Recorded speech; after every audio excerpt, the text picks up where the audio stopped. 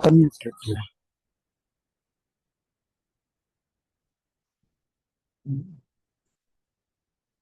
முன்னாடி வந்து உட்கார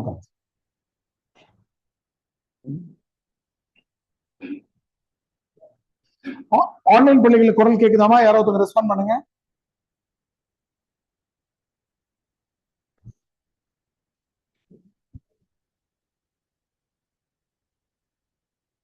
யாராவது ஒருத்தவங்க ரெஸ்பாண்ட் பண்ணுங்க. ஆன்லைன் பிள்ளைகளுக்கு குரல் கேக்குதானே?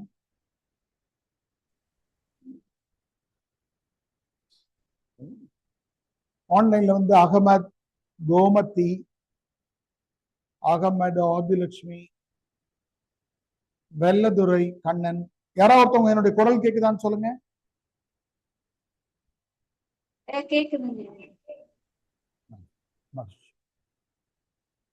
உங்களுக்கு கேக்குது, எனக்கு இங்க தெரியும். கிரீன் வேவ்ஸ்ல எனக்கு தெரியும். இருந்தாலும் நீங்க ரெஸ்பாண்ட் பண்ணுங்க. நேற்றைக்கு நாம வந்து தமிழ் விருப்ப பாடத்தினுடைய 2வது தாள் தொடர்பான செய்திகளை நம்ம பார்த்தோம். செகண்ட் பேப்பருக்காக. இன்னைக்கு நம்ம ஃபர்ஸ்ட் பேப்பருக்கான சிலபஸ் பார்க்க போறோம். நேற்றுக்கு வராம இன்னைக்கு ஒரு 2 பேர் வந்திருக்கீங்க. அவங்க என்ன பண்ணுங்க, நேற்றுக்குள்ள வீடியோ உங்களுக்கு பப்ளிக்ல நம்ம ஷேர் பண்ணுவோம். அகமது வந்திருக்காங்க, வெள்ளதுரை, கண்ணன் நேற்று வந்தீங்களா தெரியல எனக்கு. நேற்று ஒரு 14-15 பேர் வந்திருந்தாங்க. நாளைக்கு கொஞ்சம் அதிக பேர் வருவாங்க. இன்னைக்கு நம்ம ஃபர்ஸ்ட் பேப்பரினுடைய ஓரியன்டேஷன் பார்க்க போறோம். செகண்ட் பேப்பருக்கும் ஃபர்ஸ்ட் பேப்பருக்கும் உள்ள வித்தியாசம் என்ன அப்படின்னா, செகண்ட் பேப்பர்ல புத்தகங்கள் கொடுக்கணும். பாப்பார் இல்லையா? செகண்ட் பேப்பர் ஆன்லைன்ல அட்டன் பண்ண சொல்ல வேண்டியதானே? அதுவும் முடியலையா உங்களுக்கு? சரி சரி. வந்து செகண்ட் பேப்பருக்கும் ஃபர்ஸ்ட் பேப்பருக்கும் உள்ள வித்தியாசம் என்னன்னா, செகண்ட் பேப்பர்ல இந்த புத்தகங்கள் தான் தந்துட்டாங்க. நேற்று நம்ம பார்த்தோம். குறுந்தொகையில 25 பாட்டு தான், புறநானூறுல 19 பாட்டு தான், திருக்குறள்ல 35 அதிகாரம். அதுக்கு அடுத்தது மதுரை காண்டம், சிலப்பதிகாரத்துல மதுரை காண்டம், கம்பராமாயணத்துல கும்பகர்ண வதைப்படலம், அடுத்தது நீத்தல் விண்ணப்பம், திருவாத்தகம், அப்புறம் பின்னாடி 10 புத்தகங்கள். பாரதியாருடைய கண்ணன் பாட்டு, பாரதிதாசனுடைய குடும்ப விளக்கு, நா. காமராசனுடைய கருப்பு மலர்கள், மூவானுடைய அறமும் அரசியலும், பேரறிஞர் அண்ணாவுடைய தாழ்ந்த தமிழகமே, அகிலனுடைய சித்திரப்பாவை, நம்முடைய ஜெயகாந்தனுடைய குருபீடம், சோ ராமசாமியினுடைய யாருக்கும் வெட்டமில்லை, வானமாமலை தொகுத்திருக்கிற முத்துப்பட்டன் கதை, கீவாஜா தொகுத்திருக்கிற மலையரி, 17 புத்தகங்களை போய் கடையில வாங்கிட்டு வந்தேன். 17 புத்தகங்கள். இதுல 8 புத்தகம் நான் எழுதிட்டேன். இது 9 புத்தகங்கள் எழுதிடுவேன். ஒரு 2-3 மாதத்துக்குள்ள எல்லா புத்தகத்தையும் எழுதுவேன். ஆனா ஃபர்ஸ்ட் பேப்பர்ல என்ன பண்ணிருக்காங்கன்னா, புக்ஸ் ஆர் நாட் பிரஸ்கிரைப், புத்தகங்கள் தரப்படவில்லை, பாடத்திட்டம் தரப்படும். இப்ப ரெண்டுத்துக்கும் உள்ள வித்தியாசம், செகண்ட் பேப்பர்னுடைய கேள்விகளை விடைகளை புத்தகம் சார்ந்து கேட்கிறாங்க. அந்த புத்தகம் அதுல இருந்து கேள்வி. ஆனா முதல் தாள பொறுத்த மட்டும் நீங்க வெவ்வேறு புத்தகங்களை படிக்கிறீங்கன்றத கவனிக்கிறாங்க. புரியுங்களா? அப்போ ரெஃபரன்ஸ் புக்ஸ், இதுக்கு பேர் என்னன்னு பேரு? Reference books. ரெஃபரன்ஸ் புக்ஸ்ல ஒரு நன்மை இருக்கு, ஒரு தீமை. என்னன்னா, ரெஃபரன்ஸ் புக்ஸ்ல நன்மை என்னன்னா, அந்த புத்தகத்தை நம்ம ஃபுல்லா படிக்க தேவையில்லை, நமக்கு தேவையானதை மட்டும் படிச்சோம். இன்னொன்னு என்னன்னா, அப்படி குறிப்பிட்ட ரெஃபரன்ஸ் புக்ஸ் மட்டும் நம்ம பார்த்துருந்தோம்னா சில நேரங்களில் டெப்தா நம்ம எழுத முடியாம. அதுக்குதான் இந்த பாடத்திட்டத்தை நாம இப்படி பிரிச்சிருக்கோம். எடுத்த உடனே முதல் தாள்ல நம்ம எந்தெந்த புத்தகங்களை படிக்கிறோம் அப்படிங்கிறத பார்த்துக்கலாம். உங்களுக்கு நம்ம புதுசா வந்திருக்க பிள்ளைகளா இருந்தாலும் கொஞ்சம் பேருக்கு கோகோச் கொடுத்துருக்கோம். அகமதுக்கு, கோமதி, குமரவேலுக்கு, இவங்களெல்லாம் கொடுத்துருக்கோம். யார் வெயிட்டிங் ரூம் வந்தாலும் நீங்க அட்மிட் பண்ணிடுங்க. உங்களுக்கு வெயிட்டிங் ரூம் காட்டுச்சுன்னா அட்மிட் பண்ணி. நம்ம எந்த அகாடமிலையும் செய்யாத ஒரு விஷயத்த நம்ம செய்யணும். அது என்ன பண்றோம்னா, எடுத்த உடனே ஒரு 3 நாட்கள் தொல்காப்பியம் புத்தகம் படிக்கிறோம். இது நீங்க புத்தகம் வாங்குறதா இருந்தா புலியூர் கேசியன்னு ஒரு ஐயா இருக்காங்க, அவங்க எழுதின புத்தகம் கொஞ்சம் எளிமையா இருக்கும். தொல்காப்பியத்தை முழுசா படிக்க மாட்டோம், ஒரு 4 நாள்கள் மட்டும் என்ன வேணுமோ அதை மட்டும் படிக்கும். இப்ப ஐயா தாமரைக்கண்ணன் ஐயா ரெஃபரன்ஸ் தான் தம்பி வந்திருக்காங்க, ரிஷி வந்திருக்காங்க. இப்ப அங்கெல்லாம் பாத்தீங்கன்னா தொல்காப்பியம் மொத்தம் 3 பகுதியா இருக்கு. எழுத்ததிகாரம், சொல்லதிகாரம், பொருளதிகாரம். இந்த எழுத்ததிகாரத்துல இருக்கிற 9 யூனிட்ல 4 யூனிட் மட்டும் எடுத்து 6 மாசம் படிப்பாங்க. கிட்டத்தட்ட தொல்காப்பியத்தையும் 3 வருஷம் படிப்பாங்க. 3 அதிகாரத்தையும் எடுத்து ஒரு வருஷத்துக்கு ஒண்ணு அதுவும் நமக்கு என்ன பண்ணுவாங்கன்னு கேட்டீங்கன்னாக்கா 4 இயல்களாக படிக்கும், டெப்தா படிக்கும். நாங்கெல்லாம் படிக்கும்போது அப்படிதான். எனக்கு அண்ணாமலை யூனிவர்சிட்டியில இன்னும் சிறப்பா வச்சிருந்தாங்க. என்ன பண்ணாங்க, பிலிட் தமிழ்லயும் எனக்கு தொல்காப்பியம் வச்சிருந்தாங்க, எம்ஏல எனக்கு தொல்காப்பியம் வச்சிருந்தாங்க. அதனுடைய தொல்காப்பியத்துல நான் பயங்கர டெப்தான விஷயங்கள் தெரியும். என்னுடைய ஒரு சின்ன வீடியோ 18 நிமிஷம் தொல்காப்பியத்தை பத்தி பேசினேன். ஐஎம்என்ஐஎஸ்ல டவுன்லோட் பண்ணி வளர்த்த போட்டு அதை மட்டுமே 50,000 60,000 பேர் மேல பார்த்து கிட்டத்தட்ட 1 lakh பார்த்து. தொல்காப்பியம் நமக்கு ஏன் படிக்கணும்னா, இங்க பாடத்திட்டத்துல நம்ம வந்தோம்னா தமிழ் இலக்கிய வரலாறுல தொல்காப்பியம், சங்க இலக்கியம் இப்படின்ற ஒரு வார்த்தை போட்டிருக்காங்கல்ல, இதுக்காக தான் தொல்காப்பியம் படிக்கிறோம். ஆனா அதுக்காக தான் சொல்ல முடியாது. தொல்காப்பியம் தமிழினுடைய முதல் நூல் தொல்காப்பியம். தமிழ் படிக்கிற யாருமே எப்படி சொல்லணும்னா, தமிழின் முதல் நூல் தொல்காப்பியம் சொல்லக்கூடாது, தமிழில் கிடைக்கிற முதல் நூல்னு சொல்லணும். ஏன்னா தொல்காப்பியருக்கு முன்னா ஐயா என்ன ஆசிரியருங்க நான் கேட்காம ஸ்கூல்ல எந்த சப்ஜெக்ட் எடுக்கிறீங்க நீங்க? தமிழ் தானே? எழுதிருக்காதீங்க, தமிழ் தான் எடுக்கிறீங்களா? ரொம்ப மகிழ்ச்சி. உங்களை மாதிரி இருக்கவங்க கவனிச்சாதான் ரொம்ப நல்லது. ஏன்னா என்கிட்ட தமிழாசிரியர்கள் மட்டும் இல்ல, ஓய்வு பெற்ற தமிழாசிரியர்களும் டிஎஸ்பி 2-3 பேர்லாம் இந்த கோர்ஸுக்குள்ள ஃபீஸை முழுசா கட்டிட்டு ஆன்லைன் முழுத்தும் என்னுடைய வீடியோக்களை பார்த்துட்டு எழுதுறவங்க இருக்கிறாங்க. நம்ம போன அகாடமியுடைய டைரக்டர் நாம வெங்கடசாமி நாட்டாருடைய கொள்ளு பேரை கவனிச்சிருக்காரு. நீங்க தமிழாசிரியர் ரொம்ப மகிழ்ச்சி. எந்த படி கொடுத்துருக்கீங்க? செங்கலூராயனா? இங்கதான் இருக்கீங்க. ஓ, அதுல அறக்கட்டளையில ஜவஹர் ஐஏஎஸ் இருக்காரு. ஜவஹர் ஐஏஎஸ் எனக்கு ரொம்ப நெருக்கணும் நம்ம அகாடமி உடத்தல். அப்ப தொல்காப்பியம் நமக்கு கிடைக்கிற முதல் நூல்னு சொல்லணும். ஏன்னா தொல்காப்பியத்துக்கு முன்னாடி பல நூல்கள் இருந்து அழிஞ்சிருச்சு. உலக மொழிகள் 7000 மொழி இருக்கு. இதுல முன்னூல்லையும் எது முதல் புத்தகம் ஆய்வு பண்ணோம்னா, ஆங்கிலத்துல முதல் புத்தகத்துக்கு பேரு கான்ட்ரபரி டேல்ஸ். அது ஒரு கதைகள், ஒரு பில்கிரிமேஜ், அதாவது புனித பயணம் போறாங்க இல்லையா, அவங்க ஒரு 10 பேர் சொல்லிட்ட கதை. முதல் நூல் இலக்கண நூலா எந்த மொழியிலுமே இருக்காது. எக்கச்சக்கமா இலக்கியங்கள் வந்த பிறகுதான் இலக்கணம். அது அழகா சொல்லுவாங்க உரையாசிரியர், எள்ளிலிருந்து எண்ணெய் பிழியப்படுவதை போல இலக்கியங்கள் வந்த பிறகுதான் இலக்கணம். தொல்காப்பியத்துக்கு முன்னாடி இருந்த பல நூல்களுடைய பேரை ஆய்வாளர்கள் சொல்றாங்க. முதுகுருகு, பெருநாரை, களரியாவிரை, பல நூல்கள். தொல்காப்பியம் நமக்கு கிடைக்கிற முதல். இப்ப நமக்கு என்ன சிறப்பு தொல்காப்பியம் படிக்கிறதுனா, தொல்காப்பியத்தை எல்லா விடைகள் கூடயும் நம்ம தொடர்பு படுத்தி எழுதுற ஆட்கள் வந்தா நமக்கு விடை அதிகமா, மதிப்பெண் அதிகமா. சிற்றிலக்கியம் அப்படின்னா அங்க அவர் சொல்லியிருக்காரு. உலான்னு நமக்கு ஒரு பாடத்திட்டத்துல இங்க இருக்கு இல்லையா, இந்த உலா அப்படின்னு வருது பாருங்க, சிற்றிலக்கிய வடிவங்கள் தூது உலா. இந்த உலாவை பத்திய டெபினிஷன் அவர் கொடுத்திருக்கு. ஊரோடு தோற்றமும் உரித்தன முடிவுன்னு ஒரு நோக்காரு. உலாவை பத்தி எழுதும்போது தொல்காப்பியத்தை பத்தி எழுதுனீங்கன்னாக்கா அது சிறப்பா. பின்னாடி இலக்கிய உத்திகள்னு வருகிற போது அங்கதம்னு ஒரு வார்த்தை போடுவாங்க. நகைச்சுவையை பத்தி சொல்றதுக்காக நமக்கு இலக்கிய வகைகள்ல அங்கதம்னு ஒண்ணு. இலக்கிய உத்திகள், பக்தி இலக்கியம் இருக்குதாங்க. உள்ளுரை, இறைச்சி, தொன்மம், ஒத்துருவாக்கம், அங்கதம். அங்கதம் பத்தி தொல்காப்பியர் அங்கேயே சொல்லியிருக்கு. நகைச்சுவைனா என்னன்னு சொல்லு, பொருள் மரபில்லா பொய்மொழி, பொருள் மரபுடைய பொய்மொழின்னு சொல்லிட்டு நகைச்சுவை விலங்குகள் பேசுற கதைகள்லாம் அப்பவே வந்துருச்சு. அப்ப எல்லாத்துக்குமே தொல்காப்பியத்தை தொடர்புபடுத்தி எழுதணுன்றதால நம்ம தொல்காப்பியம். அடுத்த ஒரு புத்தகம் படிக்கிறோம், அது உங்க ஸ்கூல்ல நீங்க உங்க தமிழ் ஆசிரியர்கள் நடத்துற இலக்கணத்தை ரிவைஸ் பண்ண. 5 இலக்கணம். 5 இலக்கணம்னா என்ன? எழுத்து, சொல், பொருள், யாப்பு, அணி. சொல்லக்கூடிய 5 இலக்கணங்களையும் இது ஒரு 5 நாள் நம்ம படிப்போம். இந்த 8 நாள் தான் நம்முடைய ஃபர்ஸ்ட் பேப்பருக்கான பேஸ்மெண்ட், அடித்தளம். சூரிய வம்சின்னு ஒரு பிளேயரு பயங்கரமா ஆடிட்டு இருக்காரு, மீடியாவெல்லாம் பாக்குறோம். சின்ன பையன், 15-16 வயசு பையன், அவன் அந்த அடி அடிக்கிறான். பெரிய பவுலர்ஸ் என்ன, அவன் எடுக்கிற நெட் பிராக்டிஸ் காரணம், அடித்தளம் காரணம். நேரா வந்து பேட்டை பிடிச்சிட்டு வந்தா இது பண்ண முடியாது. நெட்ல ஒரு நாளைக்கு 4 மணி நேரம் 6 மணி நேரம் ஆடுறான். எல்லாம் எந்த பக்கம் பால் இருந்தாலும் எப்படி அடிக்கிறது. அந்த மாதிரி நமக்கு இது ரெண்டும் நம்முடைய பேஸ் ஒர்க். எனக்கு தொல்காப்பியமோ 5 இலக்கண குறிப்புகள் தெரியும்னா நீங்க எதை வேணாலும் அணுக முடியும். டக்குன்னு குடும்ப விளக்குல வர்ற அது பெயரெச்சமா வினையெச்சமா வினையாளனை கண்டுபிடிச்சது. டக்குன்னு இதுல வர்றது சொற்பொருள் பின்வரும் நிலை அணியா இல்ல எடுத்துக்காட்டு ஓமை அணியா தற்குறிப்பேற்ற அணியா உங்களால சொல்ல முடியும். அப்போ இந்த இந்த இதை வச்சுட்டு தான் நம்ம இலக்கியத்து மேலே லைட் அடிக்கணும். அதனால இது ரெண்டுத்தையும் நம்ம 8 நாள் படிக்கிறோம். வேற இந்த அகாடமிலையும் இருக்கிற சில பயிற்சியாளர்கள் என்னை கூட்டு கேட்டே இருக்காங்க, நம்ம நண்பர்கள். ஐயா நீங்க எதுக்கு இந்த 5 இலக்கணம்லாம் பயிற்சியில இல்லவே இல்லை, நீங்க எதுக்கா நடத்திட்டு இருக்கீங்கன்னு கேட்டவங்க கூட இருக்காங்க. அது எதுக்குன்றது இப்ப நம்ம சொல்ல போறோம். இப்ப இந்த 2 புத்தகங்களையும் படிச்சுட்டு தான் நம்ம உள்ள வர போறோம்.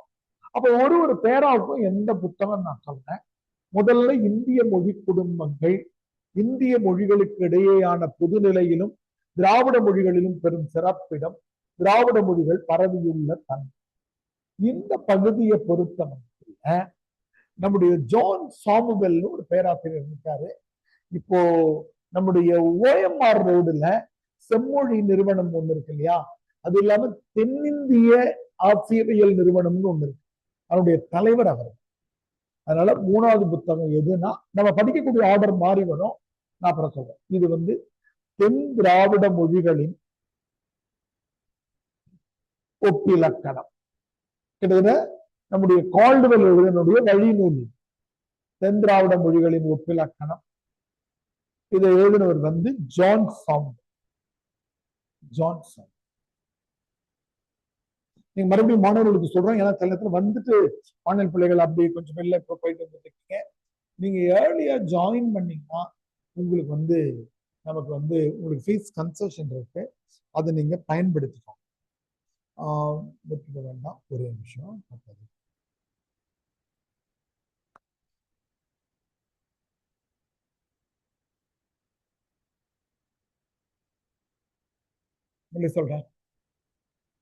சொல்லிட்டாமா? இல்லம்மா நான் கிளாஸ் பண்ணிட்டேமா. அப்படின்னா இந்த இவர் இருக்காருல்ல, யாரு நம்முடைய பிளாட்ஃபார்ம்ல கடை வச்சிருக்காங்க குரு, அவங்க நம்பர் இருக்கா? நான் அனுப்புறேன்ல, ஃபேமிலியில போடுறேன். SMS போடவா, ஃபேமிலி வாட்ஸ்அப்ல போட? வாட்ஸ்அப் இருக்காது உங்களுக்கு?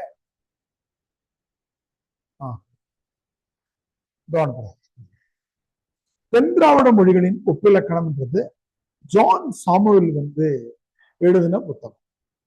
ஜான் சாமுவேல் கால்டுவெல்னுடைய முறையில அதை எழுதியிருக்காரு. கால்டுவெல் தான் அதை முதல்ல 1856ல ஒரு புத்தகமும் 1875ல ஒரு புத்தகமும் எழுதியிருக்காங்க.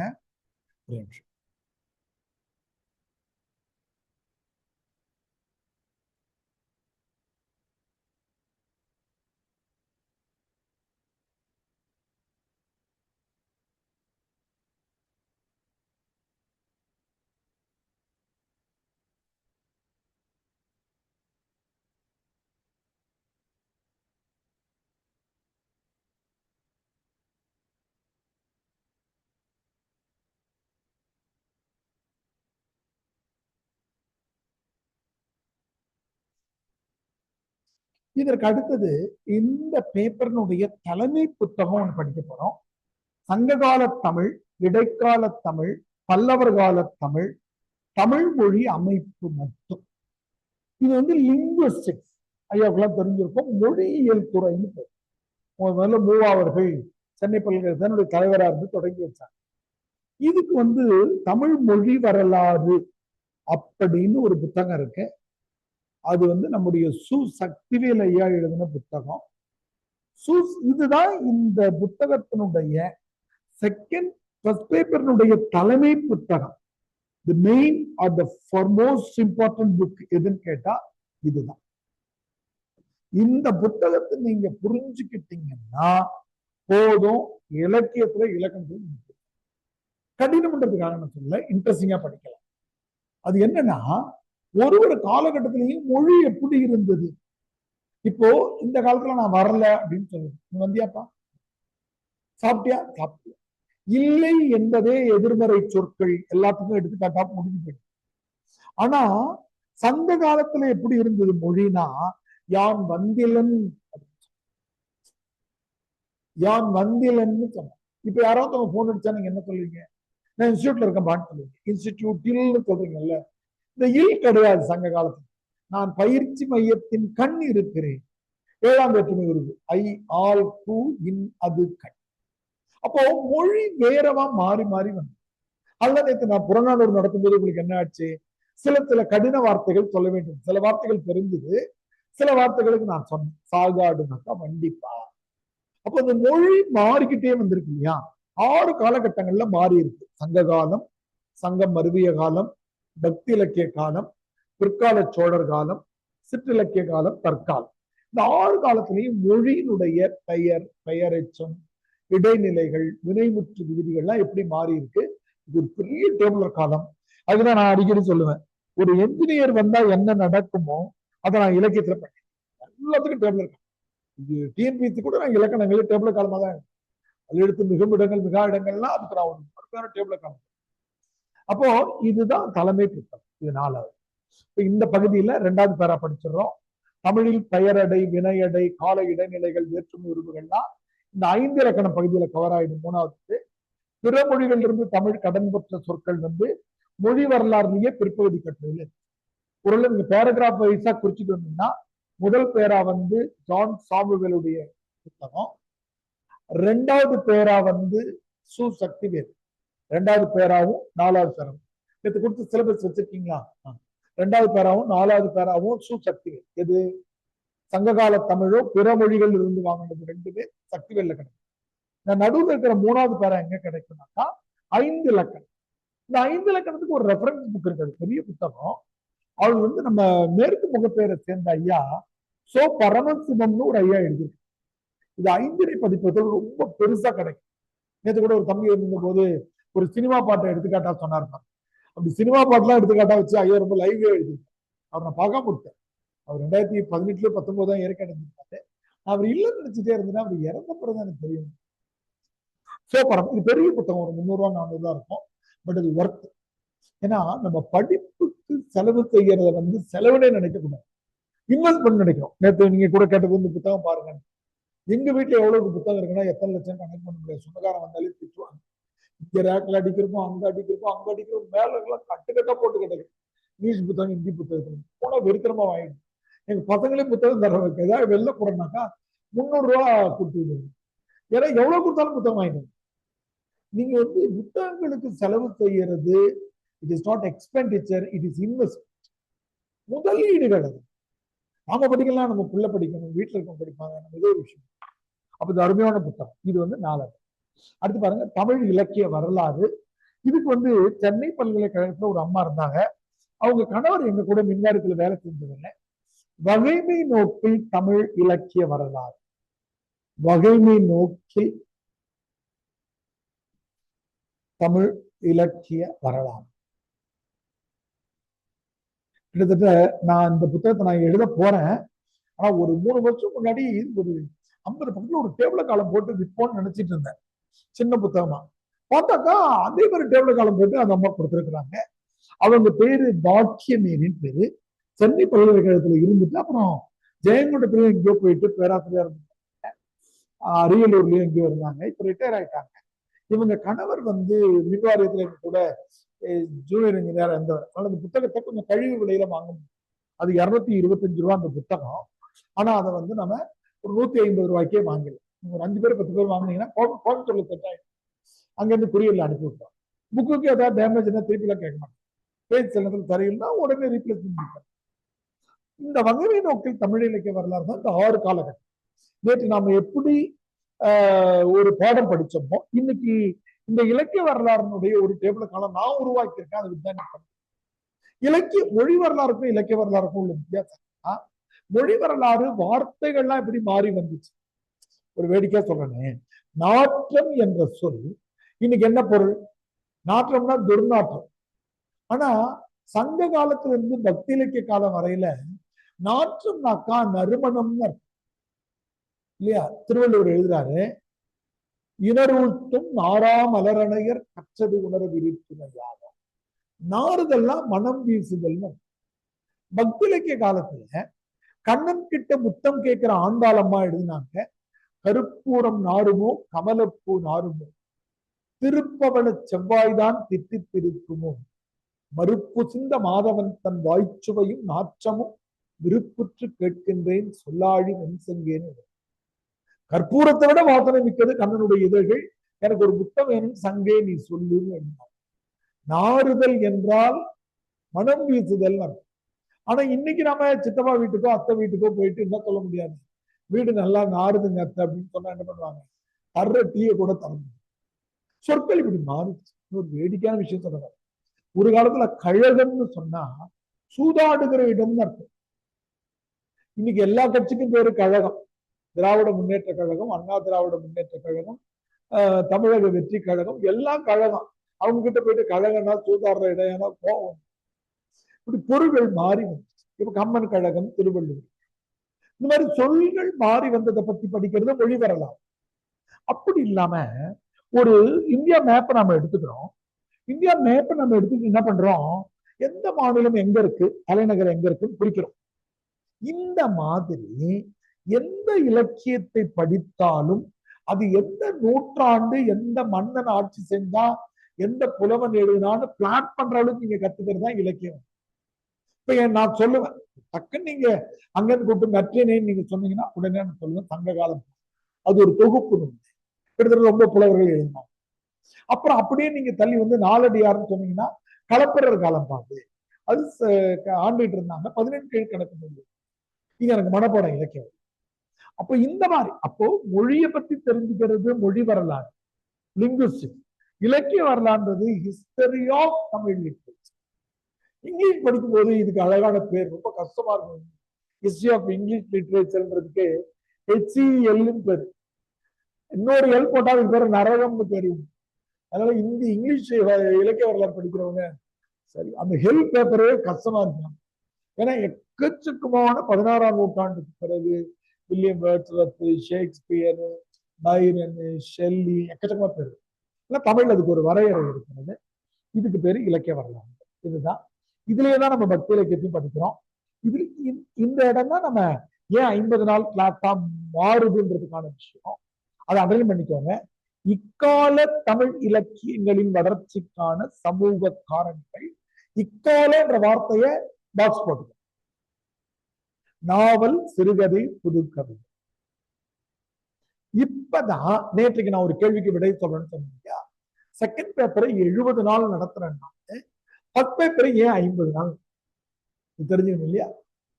மீதி 20 நாள் எங்கேயா போச்சு, ஏன் அதுக்கு மட்டும் வெயிட்டே தெரியுதுன்னா, சொல்ல போனால் ரொம்ப வெளிப்படையா சொல்லணும்னா மீதி 20 நாள் உங்கள் கையில் இருக்கு. ஏன் உங்கள் கையில் இருக்கிறது? இந்த சிறுகதை, நாவல், புதுக்கவிதை ஐயாவுக்கு தெரியாதான்னு கேட்டா எக்கச்சக்கமா எனக்கு தெரியும். எனக்கு ஒரு 250 கதைகள் தெரியும். அந்த கதைகள்லாம் படிச்சு படிச்சு நான் ஆடியோவா போட்டேன். ஆனா எவ்வளவு கதைகள் இதுவரையில தமிழ்ல எழுதப்பட்டிருக்குன்னா 1,00,000க்கும் மேற்பட்ட கதைகள். தமிழுடைய முதல் கதைக்கு பேரு குளத்தங்கரை அரசமரம்னு பேரு. ஓவேசு ஐயர் எழுதினார். நேற்று கூட நீங்க கேட்டீங்கல்ல, ரெஃபரன்ஸுக்கு அந்த புத்தகம் நான் வச்சிருக்கேன். இந்த முறை தமிழ்ச்செல்வன் சாகித்ய அகாடமி வாங்கினார்ல, தடம் பதித்த தமிழ் சிறுகதைகள், அந்த புத்தகத்தை பொதிகை டிவியில கூட நான் 10 நிமிஷம் பேசியிருக்கேன். ஒவ்வொரு சனிக்கிழமையும் வரக்கூடிய 1 மணி நேர நிகழ்ச்சியில சிறந்த புத்தகங்களை நான் அறிமுகம். அப்போ சிறுகதையை நான் நடத்தக்கூடாதான்னா, சிறுகதையை நான் நடத்திட்டேன்னா நம்ம கிட்ட ஜாயின் பண்ற 50 பேர் 60 பேர் அந்த 50 சிறுகதையே சுத்தி சுத்தி வருது.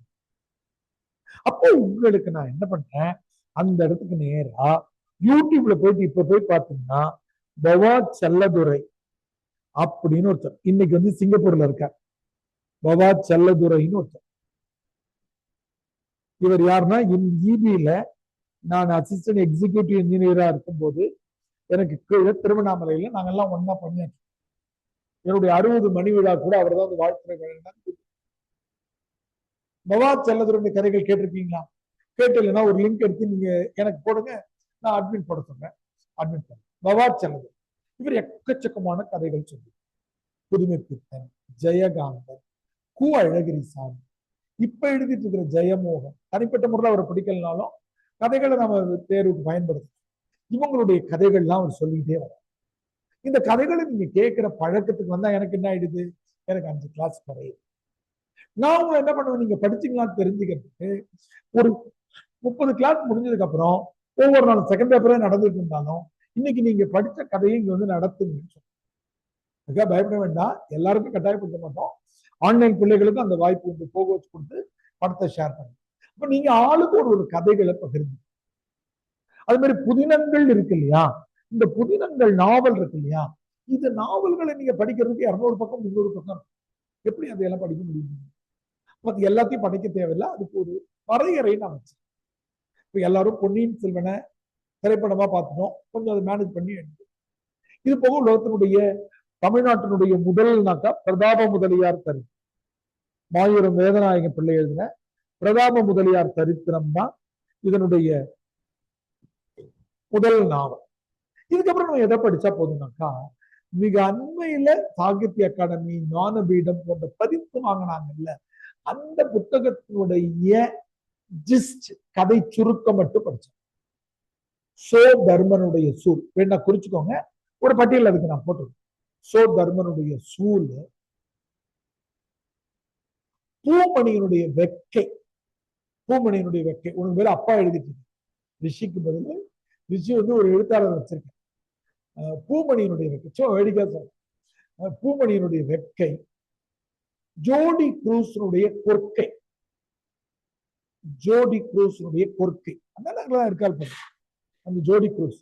நான் அப்படியே சுத்தி வரும்போது பார்ப்பேன், சில வாக்கிங் போயிட்டு இருப்பேன், நான் ஹெல்மெட் போட்டிருப்பேன், நான் நின்று பேசுவேன், நான் நினைச்சு வந்து ஜோடி குரூஸனுடைய கொற்கை.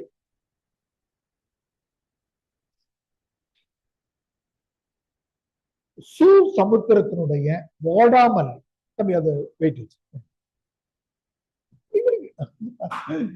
சு சமுத்திரத்தினுடைய சு சமுத்திரத்தினுடைய வாடாமல், சு சமுத்திரத்தினுடைய வாடாமல்லி.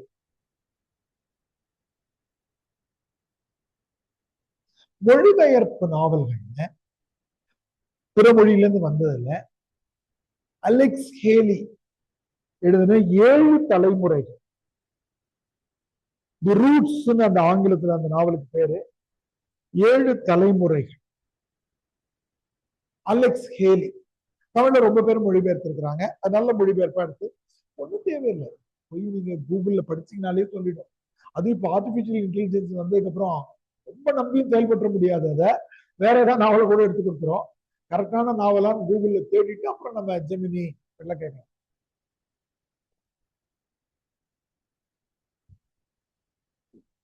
புதுக்கவிதைகள்ல இன்னைக்கு இருக்கிற புதுக்கவிதைகள், குறிப்பா ஹைக்கு குறிச்சுக்கோ. புதுக்கவிதைக்கு பக்கத்துல ஹைக்கு, புதுக்கவிதையின் தோற்றம் ஒழிச்சுன்னு ஒரு பாடம் நான் நடத்துவேன். அப்ப இங்கதான் ஏன் இது 50 நாளா குறையுது, ஏன் நீங்க நடத்தக்கூடாது அந்த கதையா? நான் ஒரு 50-60 கதைகள் எனக்கு தெரியும் நான் நடத்துறேன்னு வச்சுக்கோங்க, அந்த 50 கதை தான் உலகம். நீங்க 2 பேரும் மெயின்ஸுக்கு போறீங்கன்னு வச்சுக்கோங்க, ஒரே மாதிரி விடை ஒருத்தவங்களுக்கு இருந்தா எப்படி இருக்கு? நானே பல கட்டுரை போட்டிகள்ல விடை திருத்தது, 6வது கட்டுரை ரொம்ப நல்லா இருக்கும், 50க்கு 47 மார்க்குன்னு போட்டு போனோம்னா 18வது கட்டுரை அதுவாகவே இருக்கும். அப்ப ஏதோ ஒரு வெப்சைட்ல இருந்து எடுத்து டவுன்லோட் பண்ணிட்டு 2 பேரும் கையால எழுதி அனுப்பி, அப்ப எனக்கு என்ன ஆயிடும், இவன் காப்பியா அவன் காப்பியான்னு தெரியும். அந்த பேப்பரை மறுபடியும் எடுத்து 13 மார்க்கா குறைச்சி இதுக்கும் 13 மார்க் போட்டு 2த்தையும் போயிடுச்சு. அப்போ உங்க விடைத்தாள திருத்துற ஒருத்தருக்கு நீங்க கதைகளை படிச்சு ஓனா படிச்சு விடை எழுதுறதை காட்டும் போது மதிப்பெண் அதிகம் பெறலாம். இல்ல யாரோ ஒருத்தர் சொன்ன கதைகளை தான் எழுதுனா எல்லாரும் ஒரே மாதிரி எழுது. ரொம்ப பேர் மெட்டீரியல் மெட்டீரியல் மெட்டீரியல் எடுத்து கேட்டுட்டே இருப்பாங்க. அதுதான் சப்போர்ட்டிங் மெட்டீரியல் யூபிஎஸ்சிக்கு போடுறதை விட முட்டாள்தனம் எதுவுமே. மெட்டீரியலை படிச்சு படிச்சு எழுதுறதாலதான் அவன் GS 1, 2, 3ல 85 மார்க் போறான். அவன் என்ன எதிர்பார்க்கறானே அவனுக்கு தெரிய மாட்டேன். 250க்கு எத்தனை மார்க் போறான்? 85 மார்க் போடுறான். யாருக்கு? நேஷனல் ஃபர்ஸ்ட் வர்றவன், இந்தியாவிலேயே முதல் ரேங்க் வரான்ல, அவனுக்கு 85ல 110 மார்க் தான் வருது. பின்னாடி தெரிஞ்சுக்கீங்க உங்களுக்கு. அப்போ அவன் ஒண்ணு எதிர்பார்க்கிறான்.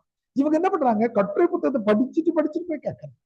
அப்ப நீங்க எனக்கு என்ன பண்ணணும், நிமரான் நூலகத்துக்கோ அண்ணா நூற்றாண்டு நூலகத்துக்கோ போயிட்டு வேற வேற சிறுகதைகள் யூடியூப்ல கேட்ட மாதிரி வெவ்வேறு கதைகள் வெவ்வேறு விஷயங்களை படிச்சு என்கிட்ட நீங்க அதை கேட்கலாம். ஐயா அந்த கதை ரைட்டா, இந்த கதை பெண்ணிய கோணம், இந்த கதை தலித்திய கோணம், இந்த மாதிரி ஒரு 6-7 கோணங்கள்ல படிக்கிறோமான்னு அதுக்கு ஒரு டேபிள் காலம் இருக்கு.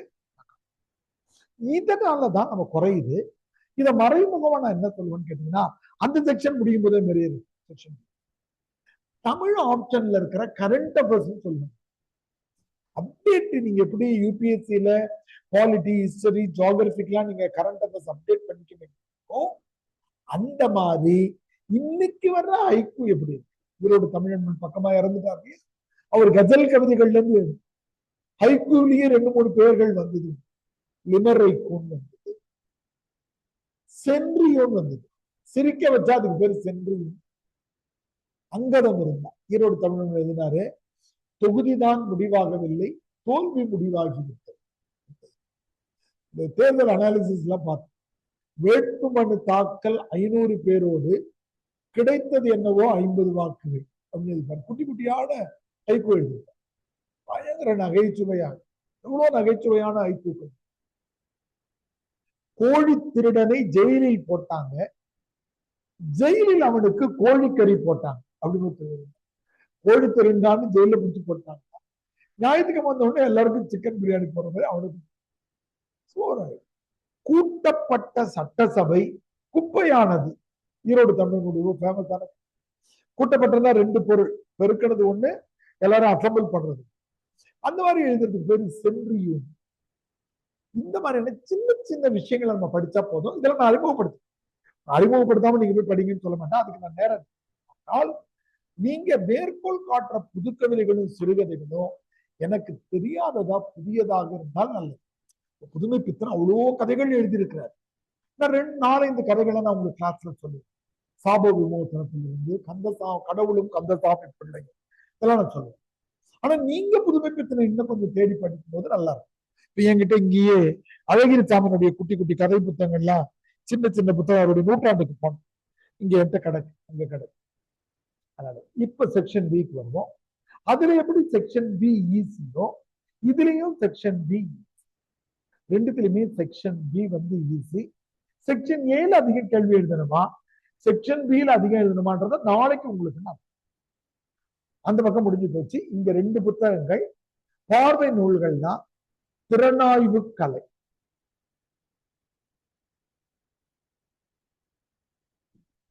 திறனாய்வு கலை வந்து தீசு நடராசன் எழுதின ரெஃபரன்ஸ் புக்.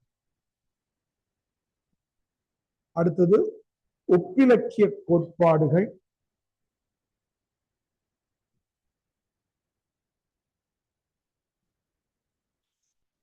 கைலாசபதி.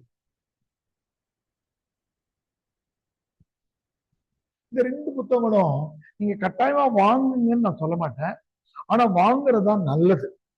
இது 2மே அடிப்படையில ரெஃபரன்ஸ். ஆனா இந்த 2 புத்தகத்தையும் நான் எப்படி நடத்துவேன்னா, எந்த குறிப்புமே இல்லாம உங்களையே சிந்திக்க வைக்கும்.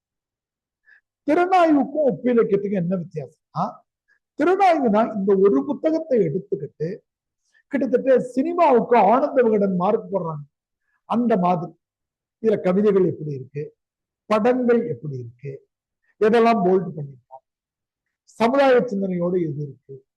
ஒரு திரைப்படத்தை ஆனந்த விகடன் என்ன பண்றாங்க, ஒளிப்பதிவு எப்படி இருக்கு, நடிப்பு எப்படி இருக்கு, வசனம் எப்படி இருக்கு, கிளைமாக்ஸ் எப்படி இருக்கு, 100க்கு 47 மார்க், 100க்கு 53 மார்க் போடுறாங்கல்ல, அதுக்கு பேரு திறனாய்வு. பக்கத்திலேயே குறிச்சுக்கலாம். திறனாய்வுக்கு மேல 100க்கு 32, 100க்கு 68 மார்க் போடுறதுக்கு பேரு திறனாய்வு. அப்படியே மாத்தி 2 கையில 2 புத்தகங்களை வச்சுட்டு இது 2த்தையும் கம்பேர் பண்ணா அதுக்கு பேரு ஒப்பிலக்கியம். இதுல இருக்கிற தமிழ் மொழி எப்படி இருக்கு, இதுல இருக்கிற தமிழ் மொழி எப்படி ஒப்புறதுக்கு எக்கச்சக்கமான காரணங்கள். இதுல இருக்கிற பெண் கதாபாத்திரங்கள் எப்படி இருக்காங்க, இதுல இருக்கிற பெண் கதாபாத்திரங்கள் எப்படி இருக்காங்க, இதுல என்ன அறம் சொல்லப்பட்டிருக்கு, இதுல என்ன அறம், இது பேர் ஒப்பிலக்கியம். அப்போ திறனாய்வு என்பது வேற, ஒப்பிலக்கியம். திறனாய்வுக்கு 1க்கு மேற்பட்ட புத்தகங்கள் இருந்தா தப்பு இல்லை, ஆனால் ஒப்பிலக்கியத்துல குறைஞ்சது 2 புத்தகம் இருந்தாதான் ஒப்பிலக்கியம். அதுவும் இப்ப மொழிபெயர்ப்பு வந்த பிறகு ஒப்பிலக்கியம் பெரிய கடலாயிடுச்சு. முன்னாடி சிலப்பதிகாரத்தையும் கம்பராமாயணத்தையும் ஒப்பிடுறதே பெரிய ஒப்பிலக்கியமா நினைச்சாங்க. ஆனா இன்னைக்கு ஷேக்ஸ்பியரையும் கம்பனையும் ஒப்பிட முடியும். இன்னைக்கு டால்ஸ்டாயையும் நம்முடைய கம்பனையும் ஒப்பிடும், பாரதியாரையும் ஒப்பிடும், வேர்ட்ஸ்வர்த்தையும் இவரையும் ஒப்பிட முடியும், பாரதிதாசன், தாகூரையும் இவரையும் ஒப்பிட முடியும். சிறுகதை சிங்கங்களாக ரஷ்யாவில் அறியப்படுகிற ஆண்டனி செக்கோவ், தஸ்தோவெஸ்கி, இவங்களுடைய சிறுகதைகளை ஜெயகாந்தன் கதைக்கு பெரிய கடல் ஆயிடுச்சு. அப்ப இதை நான் ஓனாவே உங்களுக்கு நடத்திருவேன். உங்களையும் ஒரு சின்ன ப்ராஜெக்ட் நீங்களே ஒப்பிலக்கியம் பண்ணுங்கன்னு சொல்லிட்டு ஹோம்ஒர்க் கொடுத்துருக்கேன். ஆனா இந்த 2 புத்தகங்களை நீங்க ஆப்ஷனலா வாங்கலாம். வாங்குறதா நல்லது, வாங்க வேண்டாம் நான் சொல்லல. ஆனா மத்த புத்தகங்களை நான் ஓபன் பண்ணி பாடம் நடத்துற மாதிரி இந்த புத்தகத்தை நடத்த மாட்டேன். 2 பேருக்கு சேர்ந்து, இப்ப நீங்க 2 பேர் ஃப்ரெண்ட்ஸ்னு வச்சுக்கோங்க, 2 பேருக்கு சேர்ந்து ஒரு காப்பி வாங்க, ஒரு காப்பி வாங்கினாலே நீங்க மாத்தி மாத்தி படிச்சு. இதற்கு அடுத்தது இந்த பல்வகை இலக்கிய உத்திகள். அதாவது செகண்ட் பேப்பர்ல ஃபர்ஸ்ட் பேப்பர்ல உள்ள பெரிய நன்மை என்னன்னு கேட்டீங்க, செகண்ட் பேப்பர்ல எக்ஸ்பெக்டட் கொஸ்டின்ஸ் நான் 800 கேள்விகள் போட்டிருக்கேன். 17 புத்தகத்துக்கும் 30-40 போட்டு 800 கேள்விகள். சும்மா வார்த்தையை லேசா மாத்துவோம். ஆனா ஃபர்ஸ்ட் பேப்பருக்கு மகிழ்ச்சியான விஷயம், ஃபர்ஸ்ட் பேப்பர்ல 120ல இருந்து 140க்கு மேல கேள்விகள் கிடையவே கிடையாது. Beyond that no question. ஆனா விடை நீங்க வெவ்வேறவா எழுதும். நான் சொல்ல புரியுதுங்களா? ஒரு பேச்சுக்கு உள்ளுறை ஓமன்னு கேட்கிறேன், இறைச்சின்னு கேட்கிறேன், அல்லது அங்கதம் புரியுன்னு கேட்கிறேன், விளக்கம் ஒண்ணுதான். ஆனா எடுத்துக்காட்ட நீங்க குறுந்தொகையிலிருந்து எடுப்பீங்க, அவர் புறநானூர்ல இருந்து எடுப்பாரு, அவர் நற்றினிலிருந்து எடுக்கலாம், அவர் குற்றால குறவஞ்சிலிருந்து எடுப்பாரு. இதுதான் விடை. சிறுகதைகள் நான் சொன்னேன் இல்லையா கொஞ்சம் முன்னாடி, சிறுகதைகளின் நோக்கம் போக்கம் கேட்டோம்னா நீங்க வேற 5 சிறுகதை எடுப்பீங்க, அவர் வேற. அப்போ கேள்வி 120 140. நீங்க இண்டிவிஜுவலா அந்த 140 கேள்விக்கு தனியான மெட்டீரியல், யாரையும் ரெஃபர் பண்ணாம நீங்களே ஓனா 140 கேள்விக்கு விடை மெட்டீரியல் தயார் பண்ணிட்டாலே போதும், ஃபர்ஸ்ட் பேப்பர் முடியும். அந்த மாதிரி இந்த இலக்கிய உத்திகள் 8 இருக்குல்ல, இதுல 1 அல்லது 2 எல்லா கேள்வித்தாளும் நீங்க போய் எடுத்து பாருங்க, அது நானே கூட காட்டுறேன்.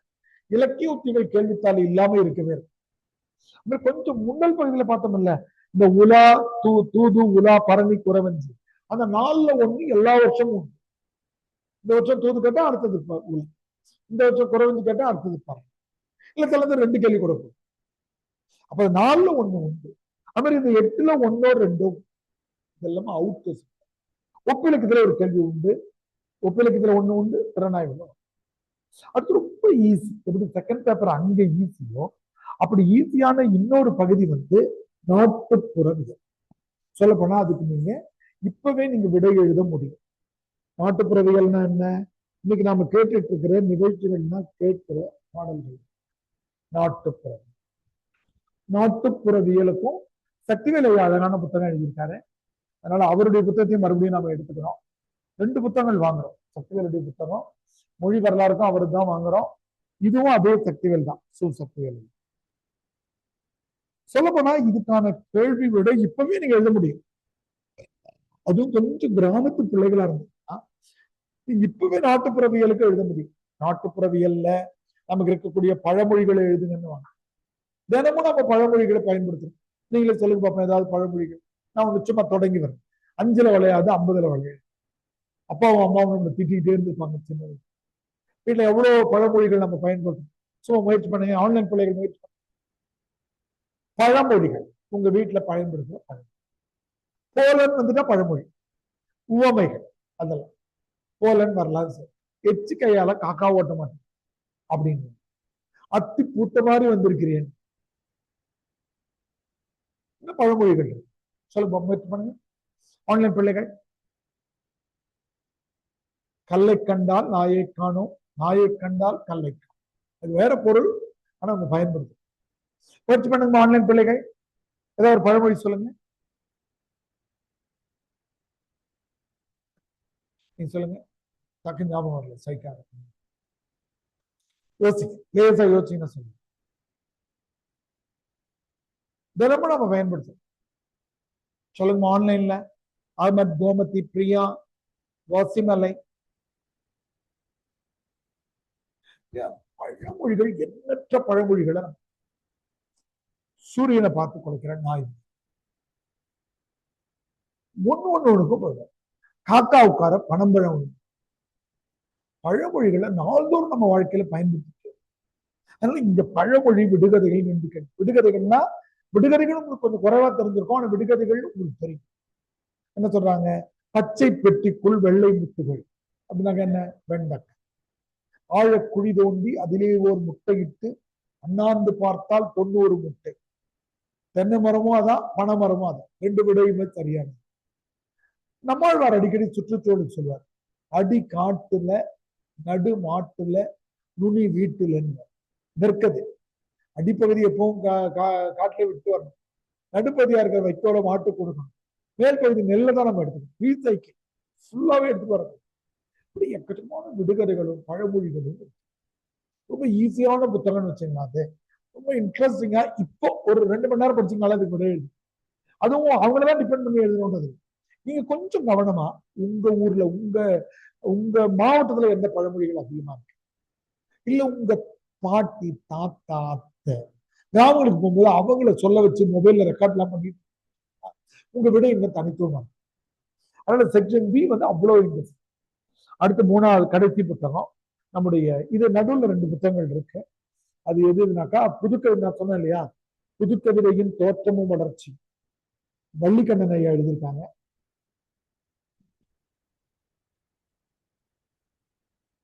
தோற்றமும் வளர்ச்சி, வள்ளிக்கண்ணன். வள்ளிக்கண்ணன் புதுக்கவிதையினுடைய மணிக்கொடி காலத்திலிருந்து இருந்தவர். புதுக்கவிதை தோற்றம் வளர்ச்சியும் எழுதியிருக்காரு, சிறுகதை தோற்றம் வளர்ச்சி கூட எழுதியிருக்காரு.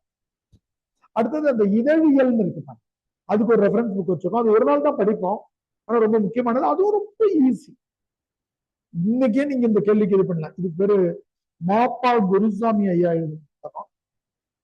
ரொம்ப ஈஸி இதழியல் கலைன்றது. நியூஸ் பேப்பர் எப்படி இருக்கு, இந்த பக்கம் தலையங்க இருக்கு, இந்த விளையாட்டு இருக்கு, எடுத்த உடனே அரசியல் செய்தி இருக்கு, ஈர்ப்பான தலைப்புகளை போடணும், விளம்பரங்கள் இருக்கு, இதையெல்லாம் பத்தி கேள்வி.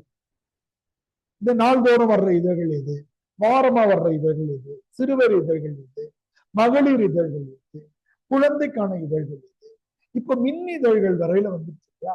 ரொம்ப ஈஸியான ஒரு தலைப்பு, ரொம்ப ஈஸியான ஒரு தலைப்பு இதழ்கள். அதனால தமிழ் இதழ்களின் தோற்றமும் வளர்ச்சியும் சில டேட்டாஸ் இருக்கு, அதை மட்டும் ஞாபகம் வச்சுக்கணும்.